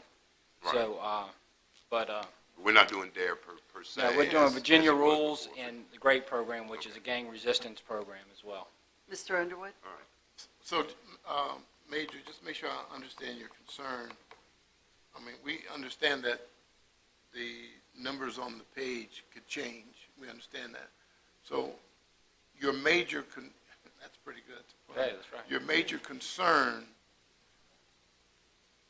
other than the numbers, is training, or what's the major concern then? If we're able to fund it through the county, it's not going to come out of the sheriff's budget. Right. If there's overtime, or there's need for training, or all the other things that we don't see in between, what's the major concern? Mr. Underwood, I can only draw from my experience, and with the sheriff's office, with the part-time personnel, I do not see us being able to fill those positions in a part-time capacity. There's just been an extreme amount of turnover. The guys that you get are retired police officers. They don't want to go back into it full-time and work a whole schedule like the teachers do. They're there for a part-time job. They want to work 20, 22 hours a week. Some of them want to work more. I think it's going to be very difficult to fill those positions and have the continuity that we need in the school. But I see officers working part-time jobs all the time. I understand. That's usually the nature of the beast. So even if we had part-time, I hope I'm wrong. I hope I'm wrong with this scenario, but I don't. I can just see how we've had a hard time filling the court positions. I understand. I appreciate you. Yeah.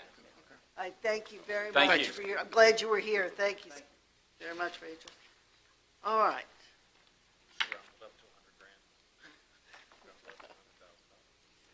All right. It was always, the request, the sheriff's request would have increased the budget by $261,000 to hire 4. So that's with that bold number on the bottom of the sheet.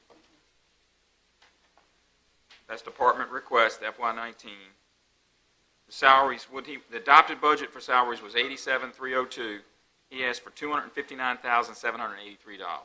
That's $172,000 more just in salaries. And you take the total budget because of health insurance, because of the full times, took it up to the total department up to $393,053 from the adopted budget of $131,000, which is a $261,000 increase. What I've got now is the total department at $234,752, which is about $103. So you could certainly add $10,000 to $15,000 more in there and handle training and other people being off, or whatever you needed, and still be, if they could hire people. I obviously can't answer that. Have not tried to hire any part-time law enforcement for this, but it was Mr. Black in the discussion, what would that look like? And so that's what I put this on a piece of paper. You had asked the same thing. What would it look like to take the same money of 2 full-times and try to get 3 part-times, so you had coverage at the building at least 6.5 hours a day, and what I showed you, you've got 7. So if you got built in, if you only work 6.5, an extra hour for training or other things in this money. And the 7.5 hours, that they can be broken in. You can somebody work a 4-hour, and Right, then somebody else work a 4-hour. And, correct. the 7.5 hours is longer in the day than what's currently being serviced. Right. So I thought that was a positive. I think that's a big positive. Not to say that the MOU can't be changed to have the full-time officers there 7.5 versus 6.5, but I think it's, like Major Moser said, I think it's something we quickly discuss and amongst us and see where it goes. So. All right. Very good. The other sheet that we handed out, we got tonight at a little after 5 from the schools, as we had talked before about FY16 reversion funds, Anthem funds, and what they thought they would have left over. We did come to a basic agreement. Sheets everywhere. No, I got it. So that there's $119,934.95 in the very top. It says FY16 reversion funds. That we do both agree that that's a really close number. I'm not going to guarantee to the penny. So it's on the top of your sheet, and the FY16 reversion funds is the bottom number in that first box. Okay, gotcha. In the spreadsheet with the yellow color on it at the bottom. So all on the same sheet. This is a school sheet, but we have verified these numbers. So the 119, you come down here to the Anthem funds. There's $391,526.74. We agree on that. Some of that has not been appropriated yet, but that's the dollar amount that's in there. If it's really more than that because they want expenses to be reclassified to Anthem. But what's available is about $511,461. So you come down to available, and some of it's been appropriated, some of it hasn't.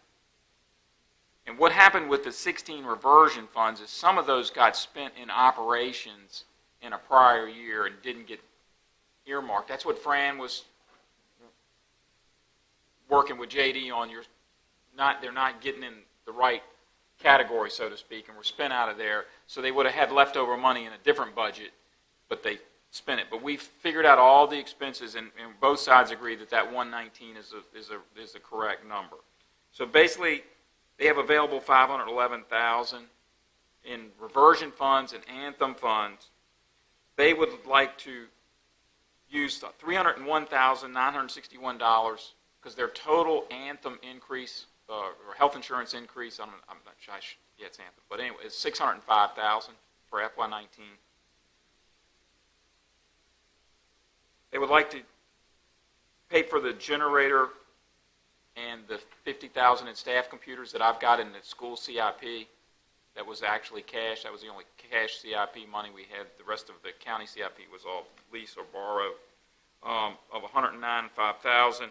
And then they would like to contribute $100,000 of those $511,000 into the operation fund for 19 for salaries. So you drop down. Explain that one again. I will in the bottom too. The $50,000 for computers and generator. They want to pay for that out of this $511,000 combined Anthem reversion money pot. Okay. Instead of out of FY19 Current money. Right, that we were going to budget for. So their revised request for their budget is as follows. A third of the compensation study, which is a number we've heard before, $650,000. They still need $300,000 to go against the $305,000, give or take, for their Anthem increase, which was total, as I said again, of $605,000. They want to add 2 teaching positions at a total cost of $120,000, which means they need $1,070,000 local dollars. Obviously, I put in $350,000. The 109 now that's available in the CIP, they'd like that moved into their operations money. They would then add that $100,000 in of one-time money, and then still would like another $510,000 from the board for a total increase in local funds in this 1 year of $1,070,000. I will point out all of that is one-time money, even the $350,000, because right now we're balancing the budget out of the fund balance. So you are looking at most likely a tax increase to support that if next year. So anyway, any questions? This is their request. But we've had this discussion. We can't take one-time money because we won't have it next year. It'll recur every year, and so next year when we come to this and we say we've got to cut you basically $1,070,000, Dr. Parker, you're not going to be happy. I mean, because all of this money that we're talking about is one-time money. It's not anything that's going to reoccur. It's not money that's going to come back next year. I need to go back a block. How did we get the CCPS contribution towards employer compensation increase? That's what their board has agreed to do, that they want to do with the reversion funds and Anthem funds. You'd have to agree to all that because you appropriate that Anthem money to that. Okay. But you don't have that under Anthem. You have that under available support for fiscal year 19. So, I mean, are they saying they want to reappropriate it? He can explain it. They want to take their Anthem bill is going up $605,000 for FY19. Their cost of insurance is $600,000. So they want to take part of the reversion funds and spend on that of 300 and basically 5,000, and then they still want the county to put in 300,000. But Dr. Parker's here can answer these questions better than I can. What I'm lost at is how the school system can say they're contributing to the employee compensation increase. Okay.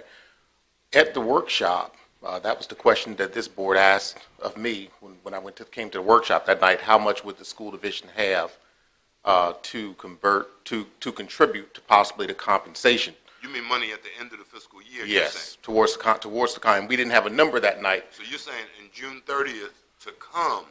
No. June 30th last year. Yes. From June 30 last year, how much revenue did we have, or reversion money did we have, and possible Anthem one-time money? Right, so we didn't have a number, we told you we were reconciling that. That's good. I just need so to know these are the reconciled numbers. That's good. I just need to know where that 100,000 came from. Now the 511, they're saying is money they're going to have. That's total money that we have available to contribute towards the budget. That's made up of $119,934.95 of reversion funds, and the Anthem funds of $391,426.74 should equal the $511,461. That's all one-time money. Correct. It's all one-time money. It's all one-time money. Yes, sir. But nobody's saying at the end of last fiscal year there was $700,000, right? No. What was the end of last? That's the first line. Question. That's the first line, 732, right? The total reversion that was in the FY17 budget was roughly around $141,000. It's included in the total, the 511. Also included in that 511 it's approximately $205,000 that was non-appropriated from the Anthem money. Our first page says 732. Right, but they booked money that we thought they were going to revert. Right. In the wrong year.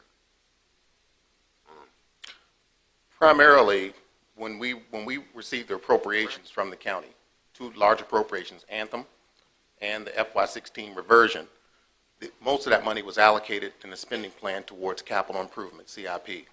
We also had a $25 million bond on the county side that we were paying down, and Fran was hesitant to send bills from the appropriations over to the county side because the money would get commingled with the bond, and she felt that we would end up messing up the bond by spending money that was appropriated. So she told us to set up two accounts in FY17 for the two appropriations. And to start, when we implemented the spending plan, that spending plan was implemented in FY17 in our two line items in our operational budget. When FY17 ended, the appropriation money was not put into 17 for those two line items, which is where the reconciliation piece had to take place. So that's pretty much the fiscal gymnastics that have been taking place. Is to, one, we have accurate accounting of all of our spending plans that passed before you and what those dollars would be spent on. Those monies were spent on those two line items in FY17 operational. Okay, the money stayed on the county side. And Fran did not want us to send the bills over there because she didn't want to. She was afraid that Mr. Honan would mix up the money with the $25 million bond, construction bond. So she said, keep those things separated. Keep the appropriations in operational spending. Keep the bond on the county side. All right. And that whole reconciliation piece is why we had to do all of this to get to the point of how much money do we have left, how much money was spent, how much money do we have left. I really love numbers, and I need the numbers straight. I apologize to the Commissioner of Revenue staff. Numbers are supposed to be easy. All right? There's too many words here because these numbers are confused. One, how much money did you have left over last year that went into reversion? That's the number I need to know. How much of that money did you already spend? $141,000 of the reversion in FY17 I'm going to set this on fire as soon as I get a chance. was spent in operations. Because this is not anything that we can use to make a decision. The point is, how much money do they have in reversion? How much are they going to use? And then how much do we have to put together? These numbers, I don't know what they mean, and they're basically meaningless to us. Because you're talking about fiscal year 16. Right. The fiscal year 16 reversion dollars was $732,000. That was, and a spending plan was submitted to this board for appropriation of those dollars. Okay, and then the Anthem escrow spending plan was submitted in January and approved by this board, where you put $1 million into, allocated $1 million into construction contingency. Follow along with me. I'll help you out I don't here. need any words. I need numbers. But I want to make. I'm trying to get to the. I'm trying to get to where you are. I don't want to hear it. All right. The fact is, we have not gotten the numbers we need to make a decision. The number is $511,000. The number is $511,000. Okay. And this is $511,000, $461 and 69 cents. Can I divide it up for you? It's the original was 732,840. Accrual charge to reversion was 78,000 comes out of that. Spent in FY18 in operations and bus lease and recording to reversion another 378,527. Estimated approved project expenses not completed at this time is another $155,937. Leaves all of the reversion money that started out at $732,840 at $119,934, which was the number I told you. We agree that that is the amount of reversion money that's left. You come down to Anthem. It started out at $1,983,354, and then they spent $83,840. We transferred $550 to CIP, and then you've got FY18 expenses and to be reclassified to Anthem, charges to operation of $364, and the projected expenses of $593 and $230 leaves $391,526. And Curtis has agreed to this is Curtis's sheet, matches this top sheet of both Anthem and. So the total. But wait a minute, the whole problem is this is all one-time money. I'm not saying Okay, it's not but one-time let's just money. stop. It's one-time money. The reversion funds aren't even on this sheet that were left over from the school board's budget from this year. So we're working on something that's got a whole bunch of old numbers on it that we can't make a decision from. I'm with Mr. Thomas. Here we are with all these red numbers. It's all one-time money, and you say you need $511,000. If we give you that, and we end up with another almost $1 million in one-time funds that we don't have. So this doesn't help anything in terms of budgeting. It's all one-time money. We had this discussion at the work session. You and I agreed one-time money couldn't be used in the operation budget. And there's no way to get there from here with one-time money. So the 500,000, it doesn't, what you're saying you need, if we gave you that, it doesn't do anything with all the other one-time funds, because if we spend those on capital projects, it's done. Can I just add one? Mr. Seal. I would not explain I would like it. Mr. It's Kelly. beyond explaining I would like at this Mr. Kelly point. to continue because I'm actually following a little bit. We have confirmed that all the money from all the reversions through every budget year is $119,000. That's all that's left until they end FY18 in June, is a $119,000. There's no other money. And there's only $391,526 of Anthem. Where's the That's all I'm trying to tell you. I know- $141,000 at? Where's the $141,000 he just said is reversion from 2017? Where's that at? It's not on here. Okay. It's not on the sheet. Is that correct? Again, Is it on the sheet? yes, it is Where? reflected Because in the it's not figure. labeled anywhere. It is reflected in the figure. Let me explain it one more time. 2 accounts were set up for the appropriations in FY17. This has nothing to do with 27. This is your operations budget from 2017, 2017. leftover funds that you're calling reversion. Mr. Sealy, please let Dr. Parker answer. 2 accounts were set up in FY17 for the appropriations, for the Anthem, and for the FY16 reversion. Fran did not want us to send bills over to the county side because you commingle money with the construction budget, the $25 million bond. So the spending plans were implemented, but the spending plan was implemented in operations. Out of FY17, $141,000 of the spending plan was spent in FY17. It was technically the reversion money because at the end of the year, she was supposed to make a correction and send that money into the account. That reconciliation did not occur at the end of FY17. Therefore, $141,000 of the FY17 reversion was spent on the appropriation spending plans out of those two accounts. So the reconciliation, the money's still sitting here on the county side. That's the reversion money. 141,000 of those dollars were on the county side. That's the reversion from FY17. It's reflected in the $511,000 that's on the sheet. Okay, so it's in that figure. We have that money. It's all reconciled. We had to go back and go through the entire spending plan. What came out of FY17, what came out of FY18, what came out of the appropriations, and we had to reconcile those numbers. What you are seeing are reconciled numbers from those accounts. And the county numbers and the school numbers match up. We have this money. We have 119,934 we can account for, and 391,526 still available. I'm not asking you to spend it in operations. All I'm trying to say is we have reconciled these numbers. These are the numbers left in these two programs. 119 in reversion funds and 391 in Anthem money. How the board chooses to spend that is certainly up to you, and clearly it's one-time money. And I agree with that 100%. But these are real numbers. If you get down in the weeds of how they crossed budgets and were in these accounts, that's what's taken us through last audit and to now to get through, because we were jumping up and down from both sides trying to figure out.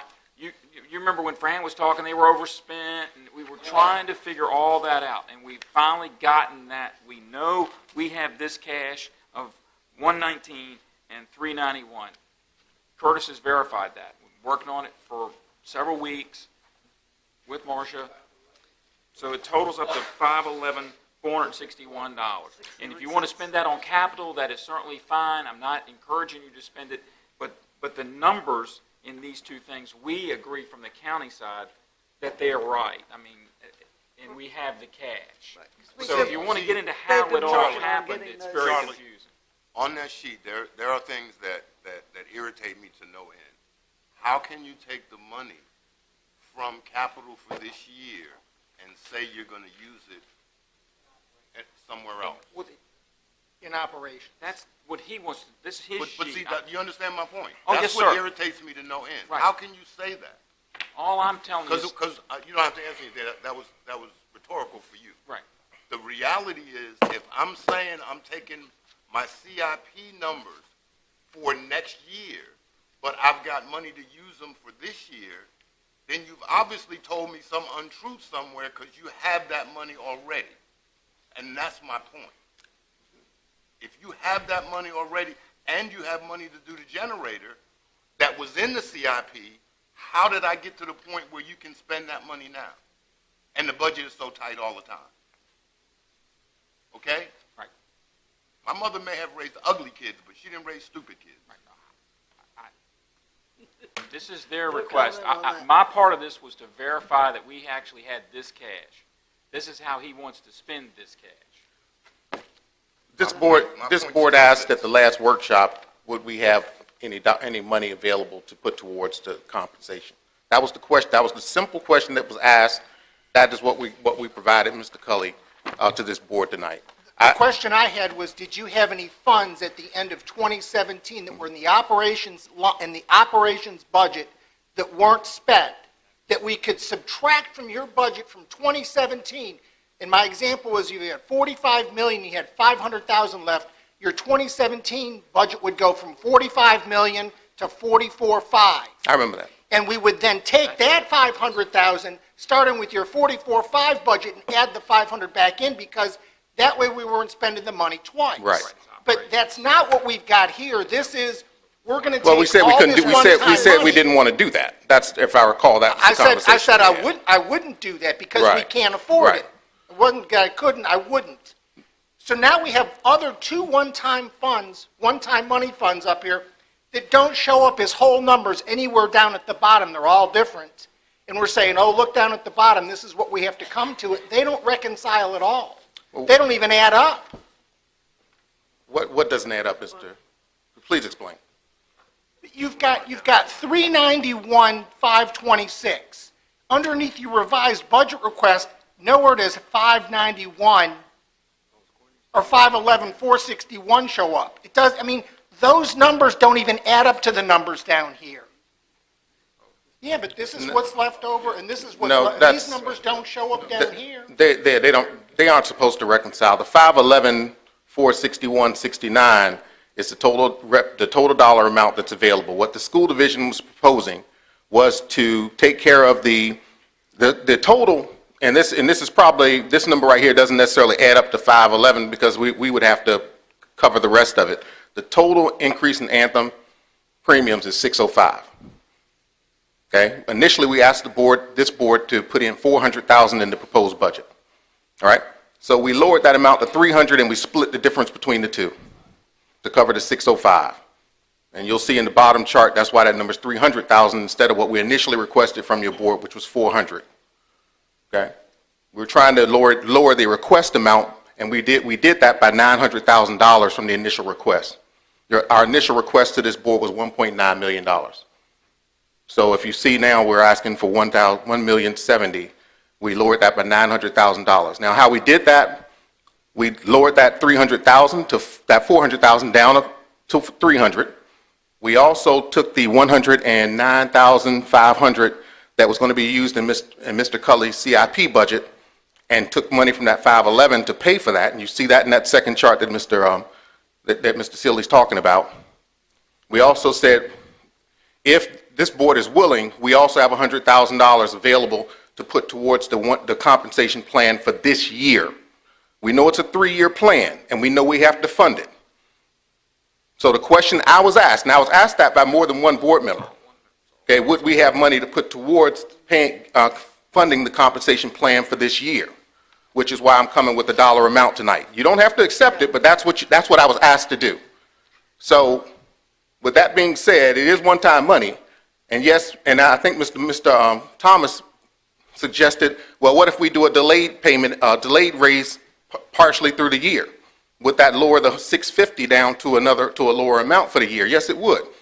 I think what we want to do is get started. We have to have year 1 in order to have year 3. So if we don't do this, then we still need to try to get something done. We're just saying we have some money available to put towards that. Yes, it is one-time money. We just need to figure out what we can manage, and we wanted to make sure we had real numbers that we were giving you to work with. The real numbers is $511,461.69. Mr. Forehand? Dr. Parker, thank you for putting this together. I think I'm with you on following everything. The one-time money, as far as if it would go towards health insurance, and I believe we talked in the work session that we're optimistic that that one-time money can actually make an impact, that it won't be a annual expense. That if we have a spike, we get past the spike, and then that money's not going to be expected next year. We said that. And that's an ongoing fear that, all right, we get an extra $300,000, and that becomes the baseline for next year, and then it builds from there. So the $300,000 of the 511, it would be one-time money, but we have what we feel like is a one-time expense to get over. Right. So that's not a recurring. Wouldn't theoretically be a recurring expense if we feel like it's. And we also indicated there are other ways to look at health care, the employer option, and also if we have to go in and looking at lower cost plans if we have to do that. So we have other ways to mitigate cost. We also still have $127,000 in the rainy day fund, just in case we run into a situation next year where we still have a high claims for next year. That's what that rainy day fund is for. So we would not be starting from scratch with zero. Hopefully we would have some one-time money available to put towards healthcare if we ran into another situation where we saw a spike like this. I just want to remind this board that last year the increase in healthcare was zero. And the year before that it was in the negative. So this has been an anomaly year where we've had over $400,000 in claims that have really spiked our premiums. And theoretically, it could go down and be Yes, yes, sir. Baseline We just can't, or we just flat? can't, We just don't we know. just don't have the crystal ball. So.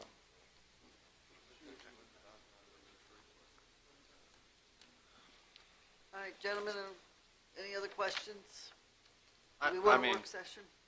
I think that's where we're headed. Dr. Parker, I do appreciate you coming. I got to be honest with you, I'm a little bit confused by the numbers as well. I'm not saying it's your fault. I'm not saying that at all. I do think that we have, between the Sheriff's Department tonight and some of the discussions that they would like to have with us, plus the fact that we're obviously need to have some discussions with the schools as to where we want to get. I'll be honest with you, I would like to be able to get you to that where the teachers get the raise. And we got to include state money in there too. We don't know what the state money is due yet. That's right, that's true. And so there's state money somewhere there that needs to be included in that. I got to be honest with you, the $1 million, in addition to what the sheriff's is, what, $250,000 for 4 SROs, was that $250? I think that's $1.2 million, $1.25 million. And we did not advertise for a tax increase. I think that's kind of unrealistic that we're not going to get to $1.25 million. I just don't see that happening. However, we would like to, I do agree with you on your salary compensation study. I am with you on that. We need to start working on those teachers, getting them to where they're supposed to be. And I think the whole board, I think most everyone here agrees with that. Some of the other numbers, I mean, we're gonna need to work on as far as what we can do and so forth. I mean, we need to cooperate with each other. We can get heated at times. I do appreciate it, but I would make a suggestion that we have some sort of work session. Last year, I think we had a couple work sessions, and we kind of argued among ourselves what we wanted to do. But I think that's the track that, in my opinion, that we need to go before. I just don't see we're ready to. I don't see we're ready to adopt a budget tonight, based on yeah. Put that on the agenda. So. But now, I do need to say that I was one that committed to the $650 for the salary study to make sure the teachers were there. But there may be some other ways we get that $650 now. And that's all I have to say. But there are other categories to get some of that $650 from.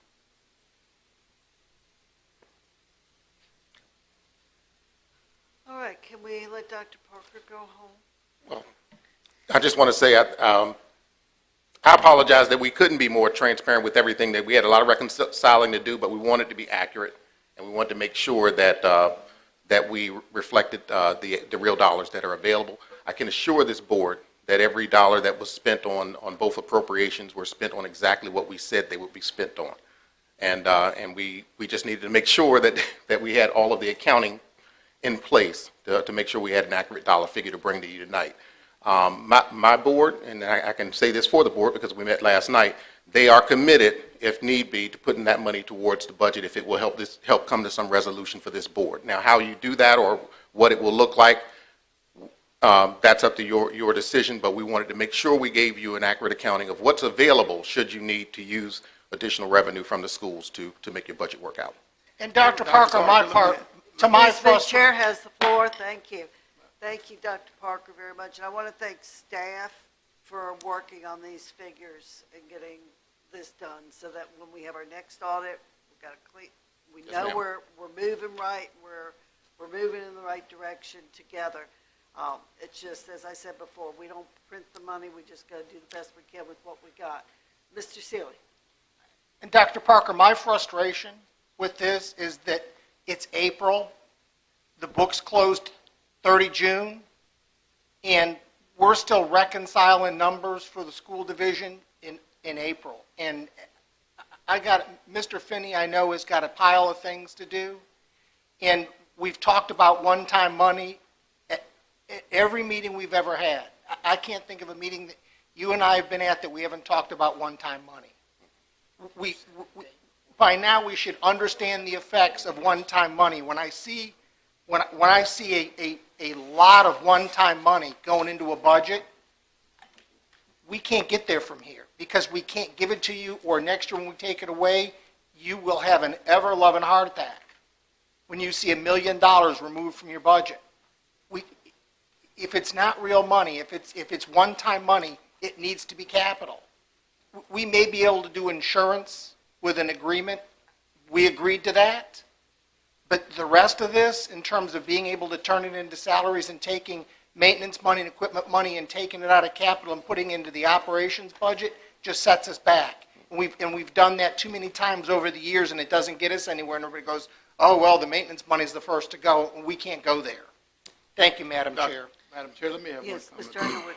Underwood. Dr. Parker, let me say that what you hear tonight is frustration from years past, when we couldn't get numbers, and for years we got zero back in terms of reversion fund from the school board.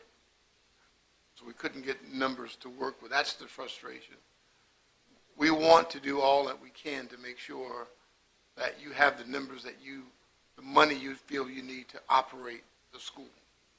So I know sometimes I get heated, sometimes we all get heated, but we want to make sure we're doing the best for the children of the county, as well as taking care of their dollars. So that's where the frustration comes in. I appreciate And that. I want you to, I just want to be clear, the $350,000 that Mr. Cully has in his proposed budget is not one-time money. That was basically going to the school. So you did grow our budget by $350,000. So it's not $1 million that we're requesting. The other piece is we're requesting a little bit over $500,000 and $510,000 from the county. Whether that's your one-time money or not, I'm not asking you to use one-time money. I'm just asking you that we need to grow our budget by $510,000. That's our request. So I just want to be clear, we're not asking to spend $1 million in one-time money. I just want to make that point of clarification. The other point is when we ask for an appropriation from the county, okay, we need to make sure that we are clear on how that money is going to be allocated to the school division. Usually operational, when you ask for $50,000 and it's appropriated, it goes to operation, our budget grows up $50,000. The money doesn't necessarily stay on the county side. We were asked to set up 2 accounts in our operational budget for those appropriations instead of the money coming to the school division side. The reason we're reconciling in April is not necessarily all on our fault, it's how the money was appropriated and how we wanted to not commingle with the construction budget. It's an unfortunate situation which required a lot of work on our staff's part, but I can assure you that we have a commitment to excellence in terms of accounting and accounting principles. The best way to appropriate dollars is to put it where it's supposed to be, grow the revenue on the school division side so we can have fiscal accounting of those dollars under our control. We did not have that opportunity to do that, which is why we had to reconcile with the county side to make sure that the dollars were accurate. Okay? Thank you, Dr. Parker. Anybody Yeah, else? wouldn't that be solved by going to our accounting system? That would not be. No, Colin has to be totally different. Well, no, it really. I mean, No, I sir, think it's just how to No, trust put me. the money on the school side. Trust We'll me. manage it. I sold financial systems Yeah. for years. It would. Well, It would. You just, in the this same situation's chart a little different. I'll give you a demo anytime you want. In the chart of accounts, you're under the county administrator, and all of your bills roll right up to him so he could see them right away. Oh, it works. Trust me. And I'm not even an accountant. Well, with that being said, I just want to assure you that we're committed to excellence in fiscal accounting. Thank you. Thank you, Dr. Parker. Right. We need a date for getting together and trying to figure out where we can find funds. Do we want to? All right. Let's flip back to our calendar in the back of the book. That's the easiest thing to do. Is next. Thanks.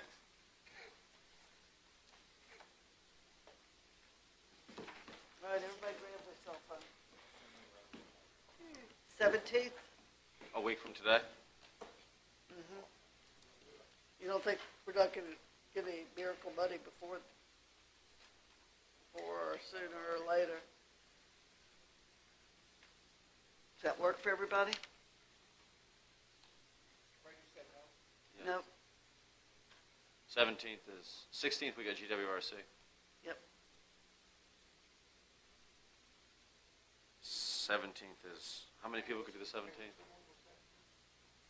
I can do 17th. 17th is next Tuesday. What? Can you do 17th? 17th? 17th? No, I'm not down I can do the 17th. Mrs. Seeley? I'll say yes right now. Mr. Thomas, did you say you were not available on the 17th? No, I need my figures, my numbers guy. to share my personal business with you, April 22nd is Earth Day and my wife's birthday. April 23rd is my 35th wedding anniversary. So even if I'm at home, I'm not going to be in town. Okay, but how about the 17th? I'm out of town that day. Can we, we need to get it done sooner than later. There's a VDOT public hearing on the 18th. How about the 12th? Yes. Yeah, just us Just first. us. No, They're gonna just come. us. We've got They to, can come. we've That's got fine. to figure this out. Yeah. How about Thursday? What's going on Thursday, guys? Thursday when? It's No. the day after the bar. I cannot Thursday. I Nope. cannot, no, Nope, okay. no. No way. No. Nope, I'm not available on Friday. I just broke my pen. Okay, let's get another one here.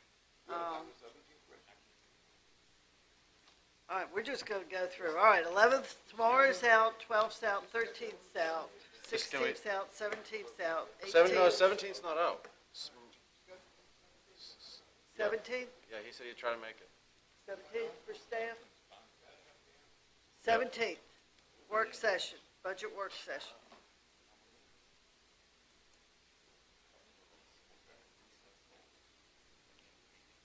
All right. 6 p.m.? 5 p.m.? What do y'all want? All aren't answering. All right, 6 p.m. it is. Okay. All right, so we will have a budget work session, room 3, room 2, what? Well, somewhere over there, on the 17th at 6 p.m. So whoever motions, remember it's a recess. All right, where are we at? 6 o'clock on the 17th. Yes, sir. Pam, you'll send a note, reminder out to everybody, please? Thank you, ma'am.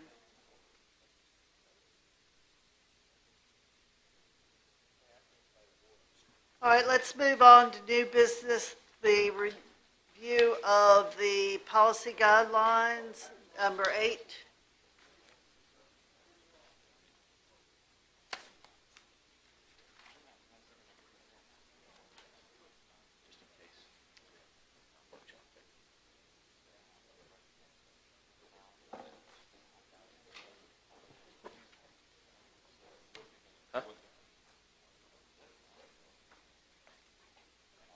Thank you. Yeah, Madam Chair, good evening. Good evening. As you all may recall, I guess it's a couple of meetings ago, we were here talking about the loan with SunTrust. I'm going to cover that at the end of this presentation. The first part of this presentation goes back to the financial policies that we talked about that evening that we were going to put together and put before you. I think those came out in the board package. And so I'm here tonight to go through a presentation to explain how those would look under current conditions. I'm happy to go through this very quickly. I know it's late, but this is very important as well. And regardless of what we decide to do with the SunTrust bond, we think it's important to take these into consideration. It's something that Fran and I have been talking about for a number of years and just couldn't get the right timing in place to get this before you. So here we are this evening. As I mentioned when we talked last time, policies are they are the basis for sound management, sound financial management. One of the things that if we go before the rating agencies, which we've been talking about doing, is that when they see that you have policies in place, it shows that you are thinking ahead, and it's very credit positive in their eyes. So that's something that we would like to have in place before we talk to the agencies, which is why we have them before you tonight for your consideration. There are basically two different types of things we're going to talk about. First are debt policies, and there are three of those that we want to put up for consideration. First is debt to assessed value, and I'm going to show you a chart on each of these three here in just a moment separately. Outstanding debt as a percentage of your assessed value, that includes real and personal property.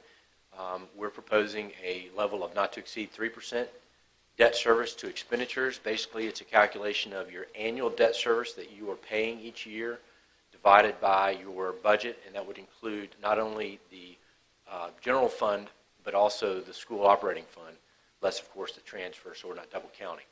And we're looking at a range there of basically not to exceed 15% with a target of around 12%. And then the final one there is payout ratio. Basically what this does is it measures how quickly you're paying debt off. The longer the bond issue, it's going to take you longer to repay the principal. The calculation is basically taking your total principal that you're paying, looking at how much is being paid over the next 10 years and divided that amount by the total. We're looking at a target of basically at least 60% being paid off in that 10 years.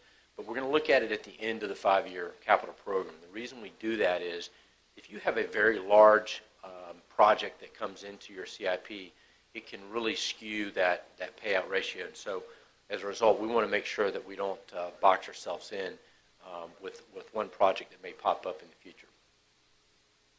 So let's look at each one individually here. Debt to assessed value, you can see where you've been over the last 5 years and a projection going forward. The blue bar shows the policy that we are recommending. You can see we'd be pretty close back in 2014 when we took on some of the school projects, but as we've paid down that principal, you can see you've got basically you're just under 2% at this point, and it's got basically about 1% room if there was some other debt issuance out there that needed to be done in the next several years. We talked about this before. Moody's has a range there of basically less than 0.75 is their strongest. We don't see many in the state of Virginia that way because Virginia is a unique state in that most states have school districts that have their own taxing power. Here in Virginia, we don't. So as a result, they're measuring us versus all the other states out there. North Carolina and Maryland are very similar, but once you get beyond that, there's a lot of states like Georgia, Pennsylvania who have their own taxing powers. So as a result, a lot of the medians are a lot smaller when it comes to this particular percentage. When you look at the peer group, on the left side you see the national averages. You'll see the Virginia, the actual medians here. And then we've got some of your neighbors. And then on the right side we show AA2s. Let's see if I can scroll up a little bit. And AA3s there. The blue line is the policy, and you can see that outside basically no one in this group, we go back and forth here, really get out to that outside of that blue bar. You can see where you are in the green. There's a few folks who are beyond you. Many of those have to do with schools. I know in the case of Powhatan, Isle of Wight, Warren, and Fluvanna, they've all had new high schools or new middle schools in the last several years. Pulaski down in the bottom hasn't been updated yet. We just did a $47 million issue for them earlier this year, so that line is going to jump out there probably beyond your green line as well. In terms of the second policy, debt service to expenditures, again, we were recommending a 15% not to exceed. You can see, again, we were pretty close to that there in 15 and 16, taking on that new debt, but it's come back down. Now we're in that 12% range, and in a couple more years we'll be down there around 10%. S&P has a criteria there. You can see to be very strong, they want to see less than 8. In Virginia, we typically see in that 8 to 10% range, sometimes 12%. And for folks who have smaller budgets, you end up seeing it get in excess or in that 15% range. Here's some of those examples. You can see Essex, even Stafford with their large budget, exceeds that 15% at the moment. And you can see on the right side, though, with those AA2s, no one actually goes beyond where you are at the moment. As we look at the bottom part, You can see even some of the AA3s are lower in this particular case than even some of the higher rated AA2s. The payout ratio, currently you're at 62%, and again what that means is 62% of the outstanding principal is being paid off in the next 10 years. One of the reasons you want to keep that at a pretty high level is that it gives you ability to take on new projects down the road as needed as the county continues to grow. And so you typically want to see a downward sloping chart like you see on the right, which essentially means you've got room in your budget to do other things down the road as need to rise, such as new roof replacements, or as you continue to grow, need new classrooms or other county facilities. The other area is, of course, fund balance. And what we're doing there, as you might recall, is just a little bit of tweaking. Essentially, we want to look at a fund balance. Right now, you're at 10% in terms of your policy. We'd like to see you grow that to 12 to 15%, to be at least 12 with a target of 15. You can see that other than the first couple of years in this 10-year range in 08, 09, right at the outset of the credit crisis, you essentially were already there and are there at this moment. So there's no need for additional dollars at this point. It's really just updating the policy. Another thing that we want to add here is basically if for some reason you had to go below that 12% minimum, that you basically put some language in here that in order to replenish it, that you do that within a 3-year period. That basically sort of forces you or a future board to think about, if you're going to do this, how are we going to put it back? And then when we look at the charts, basically on the left and the right here, on the left is under the old policy, on the right side would be where you are in terms of the new calculation. And again, the difference is before it was just general fund. Now we're talking about general fund and school expenditures. And the reason, just like we do on the debt side, if for some reason the state wasn't going to fund schools, and there was a time not too long ago where the state budget was, they were messing around at the last hour and weren't going to pass a budget, guess who ends up having to fund schools in the meantime? So as we look at that comparison, again, the green is where you are now. The blue would be the policy. You can see that a lot of the AA2s there are through the blue line, up near where your green line is. There's very few below that blue line, which is basically that 15% level.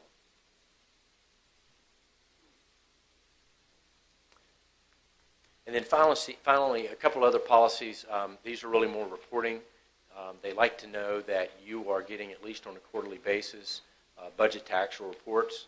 They want to make sure that the elected body is seeing what's going on the financial side. On the investment side, essentially they want to make sure that you are seeing where your money is being invested. Obviously, that one of the reasons that they have done that is because somewhere one of their entities they were rating probably got themselves in trouble with an investment they shouldn't have been in. And so they just want to make sure on a quarterly basis you're at least getting a look to see where the funds are being invested. So here's where we are with the 2013 GO school bond. Last time we talked, we were going to go back to SunTrust and see if they would back off the 365 cap that we have in the bond. Just to recap, remember that they reached out to us by virtue of the language in the bond and said, under our calculations, it would go to a 385, but we understand the bond has a cap of 365. We went back and talked to them, and they came back and said we'd be willing to lower it down to a 345 because they valued the relationship with the county. So in doing so, we went back and recalculated. You might remember that basically at a 365, it was going to bump the interest cost over the remaining life of the loan up about $900,000. At a 345, this is about $500,000. Basically, that's over the remaining 16 years. And that, of course, assumes that SunTrust doesn't put the bonds back to the county on February 1 of 2029. What that means is they have the ability to basically tell you that they want their money back on February 1 of 2029. One of the reasons that we all agreed to do that is at that point we figured we could refinance it. One of the things that if we move forward with this and are able to get a rate that is lower than that 345, we can actually lock this in and not worry about that put going forward.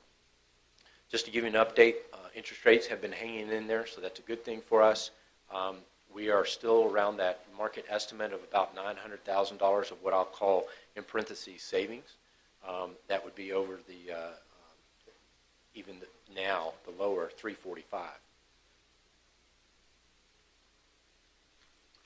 So at this point, I just want to make sure that everyone is still on board.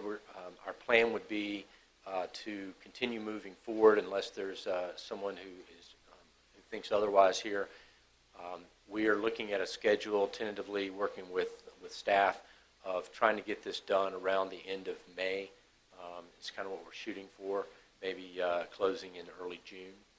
That would be about as fast as we can move to get this done.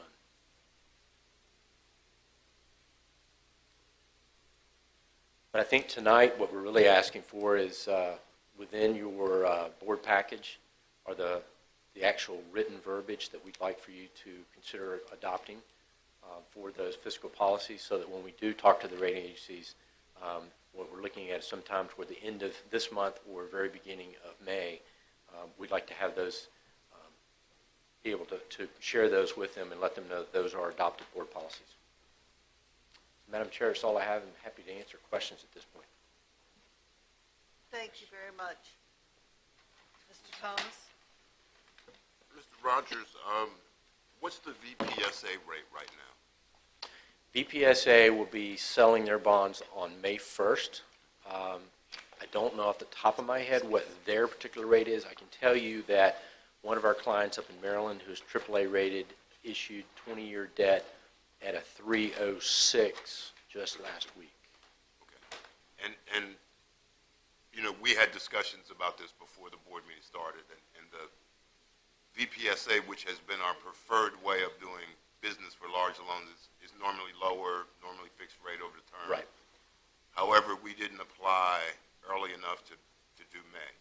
Right. So what? Yeah, and just for everyone's benefit, we found out about this after the deadlines had passed for VPSA. VPSA is just below AAA. They're at the AA plus, AA1 level because they don't have the general obligation credit of the state. It's a moral obligation, so it's one notch off the state's AAA. And then they add a 5 basis point fee on top of that, whatever their interest rate is after that. So, but the reality is, we could apply for their fall funding, but the risk of waiting until fall means their interest, that rates could go up, and then we might be higher than 345 here Exactly. at VPSA. Their next sale would be, unless for some reason they're doing a summer sale, and they typically don't unless there's a refinancing to be done, would be November 1st. So we'd be waiting over 6 months for the next sale. By that time, rates could go up 50 basis points, 100 basis points, or could go up none. The difference between where we might be at, let's say, the low end of the AA scale versus where VPSA might be today, maybe 20 basis points. We could see that go away in 2 or 3 days, depending upon a market that's unstable. Now, is it possible to continue with what we're doing and apply for VPSA in November? Going through the public, if we go through the public market, we're going to be looking at either anywhere between a 5 and a 10-year optional redemption. That's the one difference between public sales like we did with VPSA. They're going to typically have a 10-year call. We're starting to see some lower calls. We did a 5-year. We did a 8-year call when we did our Pulaski sale earlier this year. We've seen some 5-year calls out there, but typically the market does a 10-year optional redemption. With the bank loans, like we did with SunTrust and other banks, they're typically at any time without penalty. And this would be no penalty on the public market side as well. It just is a longer length of time. So the only thing is there's the risk that rates go up. Probably get a better rate, but there's a risk they could go up and be higher. There's a risk that they could go up in the next 6 months, absolutely. And financial people are risk averse, aren't they? They are, especially when we're working with local governments. The market is anticipating another Fed increase in June. That would typically only affect the first 6 years or so. That's what we've been seeing in our yield curve. The later part of the yield curve is mostly affected by threat of inflation, which those of you who follow the credit markets may have seen, like on Friday, our unemployment was actually not as high as anticipated, so rates have really been hanging in there for us. So that's been good for us as we're working toward getting to the market. So, Mr. Black, did you have a question? No, I have a question after we do this. I actually have a question from after this. Something a little different. Mr. Seeley, did you have a question? I'd just like to make a motion that we adopt the policies as presented. I have one question. Let me policy. can I get a second, and then we'll have discussion? I'll You can ask second. your question. All right, I have a motion and a second. Mr. Forehead. Mr. Rogers, the last on the cash and investments policy, yes. would it be appropriate in that to include rates of return in the policy statement, or is that a...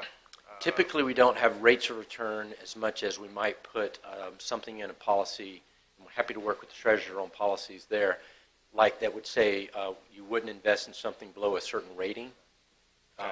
Typically, for local governments, we'll say something below a AA category, rating-wise, in terms of any types of investments.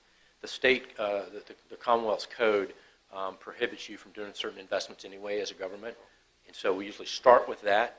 But there are some investments there that, frankly, we think are maybe even a little too aggressive for a local government, so then we'll exclude some of those. Okay, we have almost no visibility of what our money that is sitting there for years is actually how it's working for us, or if it's working for us. And Right. I would like that visibility personally. Sure. I just don't know how to ask for it correctly and not tie anyone's hands and not disclose something that shouldn't be disclosed. I don't know. No, it's just not seeking something. your guidance and Yeah, with it's that, typically not something you'd see in a policy like that. It's more making sure you don't get yourself in trouble is typically the type of policies that we might see on the investment side. And we're happy to work with the treasurer on that and have done so in other places. But the state code is pretty constraining as it is. It's really just a little bit of tweaking after that. All right. Any other questions? I did second. I have a motion and a second. If there's no further discussion. Mr. Seeley made the motion, Mr. Black seconded. We have a motion and a second. If there's no further discussion, all in favor say aye. Aye. Aye. All opposed? So moved. Thank you so much. I have a for quick hanging with question us. for him on a separate Yes, matter. Mr. Black has a question. I read an article and I actually saw it over a couple days ago regarding King George and their policy of paying down their debt. Which is similar to that payout ratio. That may be what you're referring. I didn't see the article, but that may they're be aggressively tackling the county debt as far as moving forward, going after it. And it does not include the landfill money because their landfill money is already tied up. Right. So I don't know if that's something, Mr. Cully, that we can take a look at, see what they're doing. If that's something that we can go ahead and take a look at, what we could do. I'm happy to talk. That's our client of Davenport's. It's not. Right. I used to work with them, but Right. No, but one of my junior colleagues now works with them, and I'm happy to talk with them and It's see easy what to they're say doing. they get the landfill, and I get that, but when you read the article, the landfill money is already tied up. Yeah, So my that- understanding is the landfill money was used for some certain Right, projects, right. but it has sort So I of was a just finite wondering, end. I mean, I just think that would be a good move on our part. We're moving in the right direction, but it would be nice to say, hey, to the citizens, the debt that we have, we're going to aggressively go after it through fund balance or whatever. I mean, if we're at above the 15%, we've got 18%. We can use some of it to pay down whatever debt we can ahead of schedule. I'm all about it. Sure. All right. Happy Thank to you. look at that. Yeah, because that gives you capacity to do other things should they arise. If that's something you could take a look at with Mr. Cully too, and come up with some ideas what we could do, I'd appreciate it. Okay. Do that. I think the crux of it is they were paying extra principal every year to try to Increase the speed at which they were paying increase down the the speed. debt. They're Sure. accelerating. It's It's sound financial management. Yeah, if you got it. if you have the money. Mr. Black, stop playing with the microphone, please. All right, thank you very much. Thank you. All right, that takes us to item 9, which I'm sure this group over here is happy that we're finally getting to the tax rates and PPTRA rate for 2018. Since we didn't advertise the tax rate increase, I guess I'll just make a motion to adopt the tax rates as presented. Any discussion? Mr. Thomas? Second? Does that, we This do have to includes set the PPTRA rate of 47% for. Oh, that's right, it came in the. Right. Yeah, it's in on the email. table, because that came in. Right. So, and I'll amend my motion to add that to the PPTRA rate to 47%. Personal property tax relief. Right. And I will amend my second. Thank you. Now we have a motion, an amended second. Any discussion? All in favor, say aye. Aye. All opposed? So moved.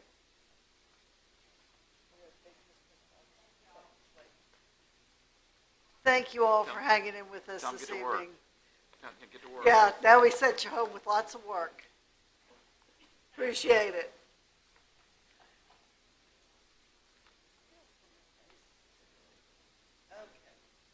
You make some come to certain meetings. Yeah.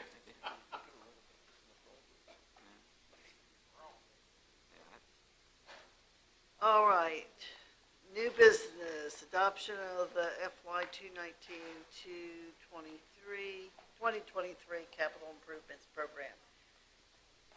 Mr. Cully, this is yours. We Make did it put this quick. on just in case you wanted to adopt this side of it. We didn't actually recommend you adopt the budget, but the CIP was pretty much straightforward. We plan on, other than the $109,000 as we discussed earlier, it's in the school CIP. All the rest of the CIP money is planned to be leased, purchased, or overall just financed.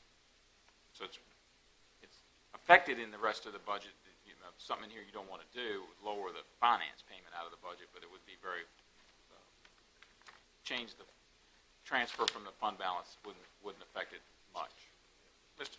Cully, looking at the Parks and Rec, it shows soccer field and it's slash tennis court lighting.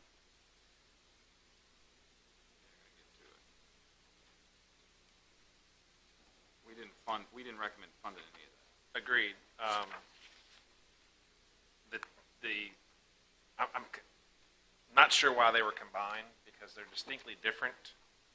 And one is a very large cost and one is a fairly small cost.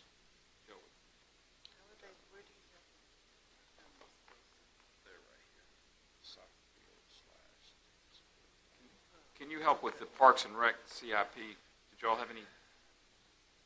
It lumped together the soccer field lighting and the tennis court lighting. And the tennis court, if I recall, was like $18,000 for tennis court lights, and the Yeah, that balance was- of the 152 was soccer field. But Yeah, the tennis courts were actually going to be done. Rappahannock Electric could do those because they weren't hanging them on the high poles. right.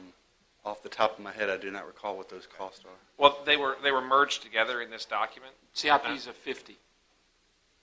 So it's got to be 50,000 to make the threshold CIP. That would if it was 18, it would have to got merged in with something else, or it wouldn't have qualified. All right. That answers that question. Never mind. Thank Sorry. you. You're so right. Mr. Black. Yeah, just, Trying to find it. I got a question. The Ladysmith convenience site relocation.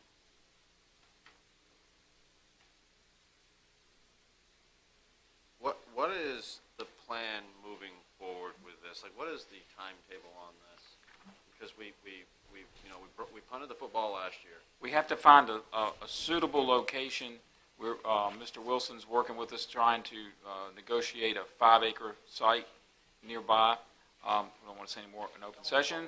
Our problem with our current site is VDOT looked at the plans. Our original plans are 10 years plus old and said we have to have a turn-in lane, and state water says we have to have a stormwater pond. Well, we don't have any extra land to do any of those things, so therefore we'd be putting in a turn-in lane and a stormwater pond, wouldn't be expanding anything.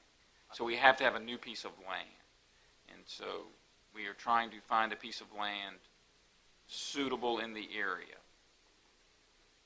I'm just looking at a time.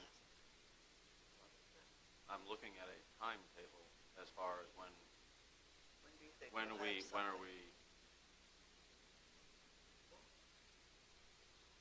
Okay. Will we get something done this year? All right. Okay. I will. Thank Yep. you. Yep. Okay. That's a question, Mr. Cully.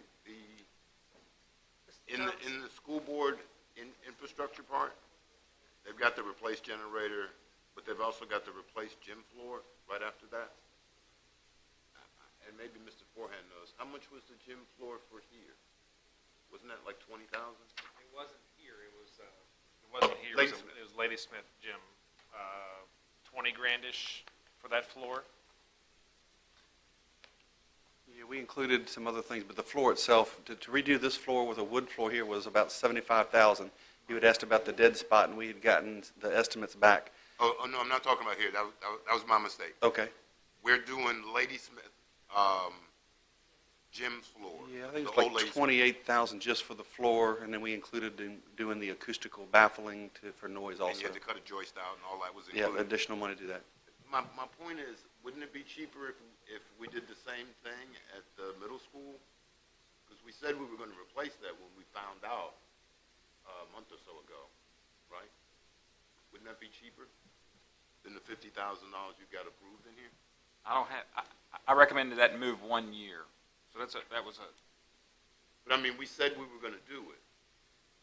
Basically, I think the two boards agreed we were going to do it, and we just weren't made aware of it. Well, my recollection is that they had put it 5th on Correct. the priority list for the middle school. And when it came to light that we were spending money on Ladysmith floor, they kind of got upset because they have a gym floor they want to replace, but they had placed it 5th on that school's priority list, which was probably 7th or 8th or 9th overall. At the same time,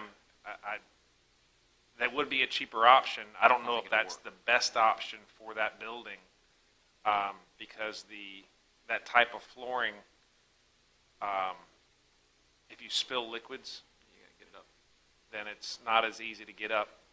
And It's a sealed heavy And you think duty middle gym schoolers are floor. going to spill liquids in there? no, that's why I wouldn't Yeah. recommend for that building that type of flooring versus the Ladysmith Community Center, where it's much more controlled and Lower use. lower impact, lower use. And I just wanted to compare the two because I thought that was a much more cost-effective use. Okay, Mr. Cully, my other question is the $50,000 that's still in here for staff computers for schools. They're asking to take it out. Correct. But they plan on wanting to use reversion, your Anthem money to buy them.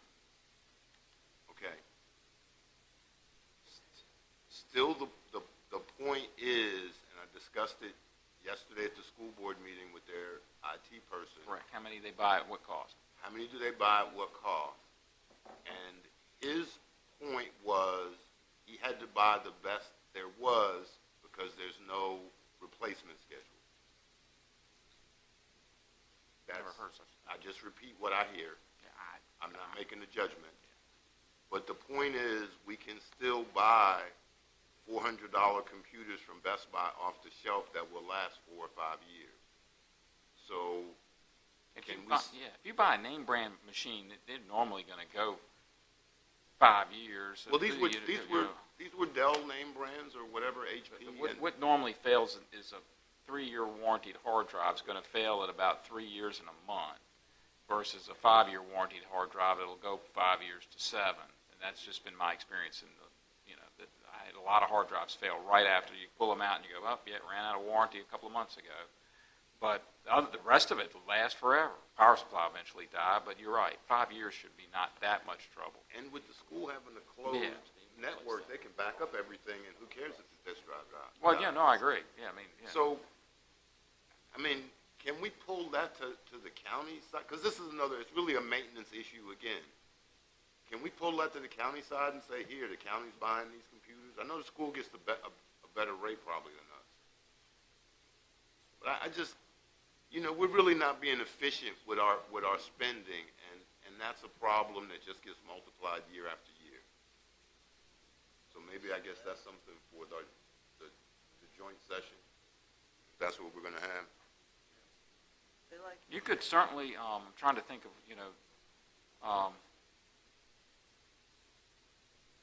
Curtis may have to help me with that. If you approve this budget, it's still got to be appropriated into their budget to spend, and so we could hold that up or not appropriate it right away till we can get some agreement with what they're going to, how they're going to use that. But if they're buying $1,000 desktops, that's that's like a gaming rig.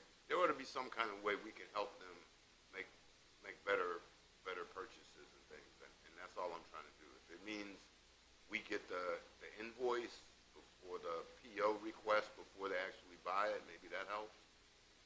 Maybe we can pull a meeting together with Mr. Burry and find out, what he was talking about. That would be nice. Okay. Thank you, Mr. Thomas. All right. Do we have any further discussion on this? Do we have a motion to accept the CIP for 2019? Somebody smell like something's burning. Yeah, it does. Looks like the heater's on. Huh? You didn't cook anything, did you? Okay, good. As long as we're not on fire. All right, what are we going to do with this, gentlemen? It's getting late. I'll make a motion, we adopt as presented the 2019 to 2023 capital improvements program. Do I have a second? Second. Discussion? Discussion with the questions we have about schools, can we approve it without that portion? Doesn't really make a difference in the total scheme of things. No, Mr. Cully says it's okay. We can approve it as it is. Or you can amend If it. you want to move it to remove those, you certainly could do that. Come back at them in a later date. I'm asking Mr. Forehand if he would allow that to be amended in his motion. Gladly, just 50,000.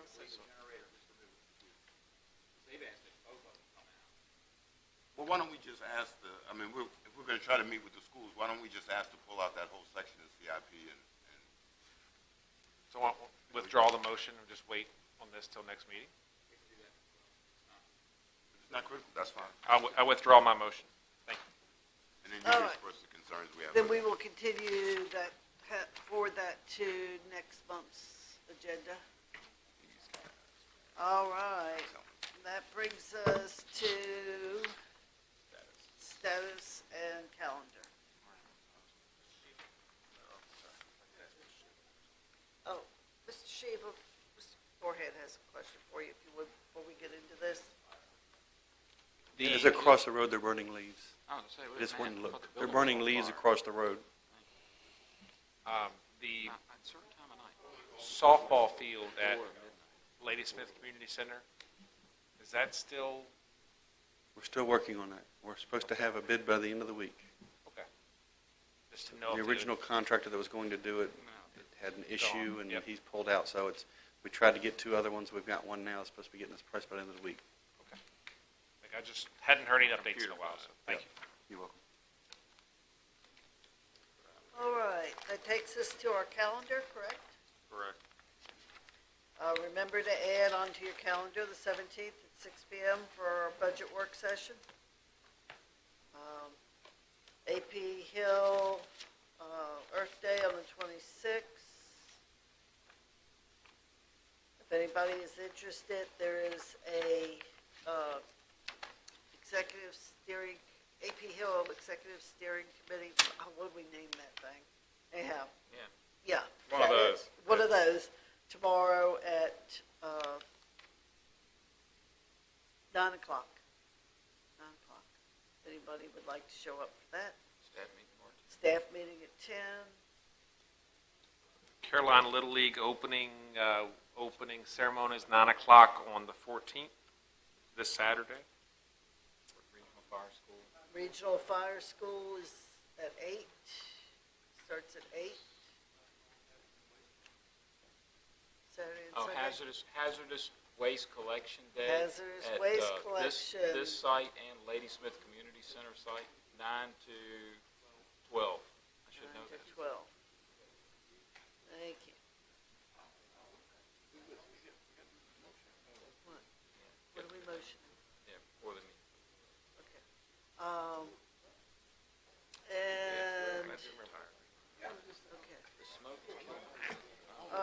Anything else on the agenda that we switch over to May? No, well, We have one thing on the agenda. No, she's still on the calendar. I'm on just on the calendar. calendar. And then we have May. We have the 8th, 22nd so far. And the 16th is the appreciation EDA dinner. Business Appreciation at Meadow Event. That's really nice. Okay. You've been there. That's right. You were there last year. I missed it last year. All right, now, Good event. other business. Madam Chairman, I'd like to make a motion to approve the letter of intent between Caroline County and MC Dean Incorporated to facilitate utility development to its existing site and parcel 87-A-75 in the form previously presented to the board. We have a motion. Do we have a second? Second. Any discussion? All in favor, say aye. Aye. All opposed? So moved. Anything else that we need to add to new business? Closing comments. Anybody have anything I have they need to say? one thing that I was asked. Yes, The Mr. Kelly. decals for the county, with the decals being moved from the center of the windshield, are we going to come up with a policy of where the decals are going to go for the county stickers? Yes, and we have till the end of the year. Oh, So get rid of 'em. well, we're going to be bringing that back It's supposed to in be the on a next, future agenda. either in May or June. Landfill. Everybody bring in land. All right. Anyone else for closing comments? Then, I'll make a motion that we recess until the 17th at 6 PM in the EOC budget work session. do I have a second? Second. All in favor, say aye. Aye. All opposed? So moved. Thank you, gentlemen. Thank you, staff.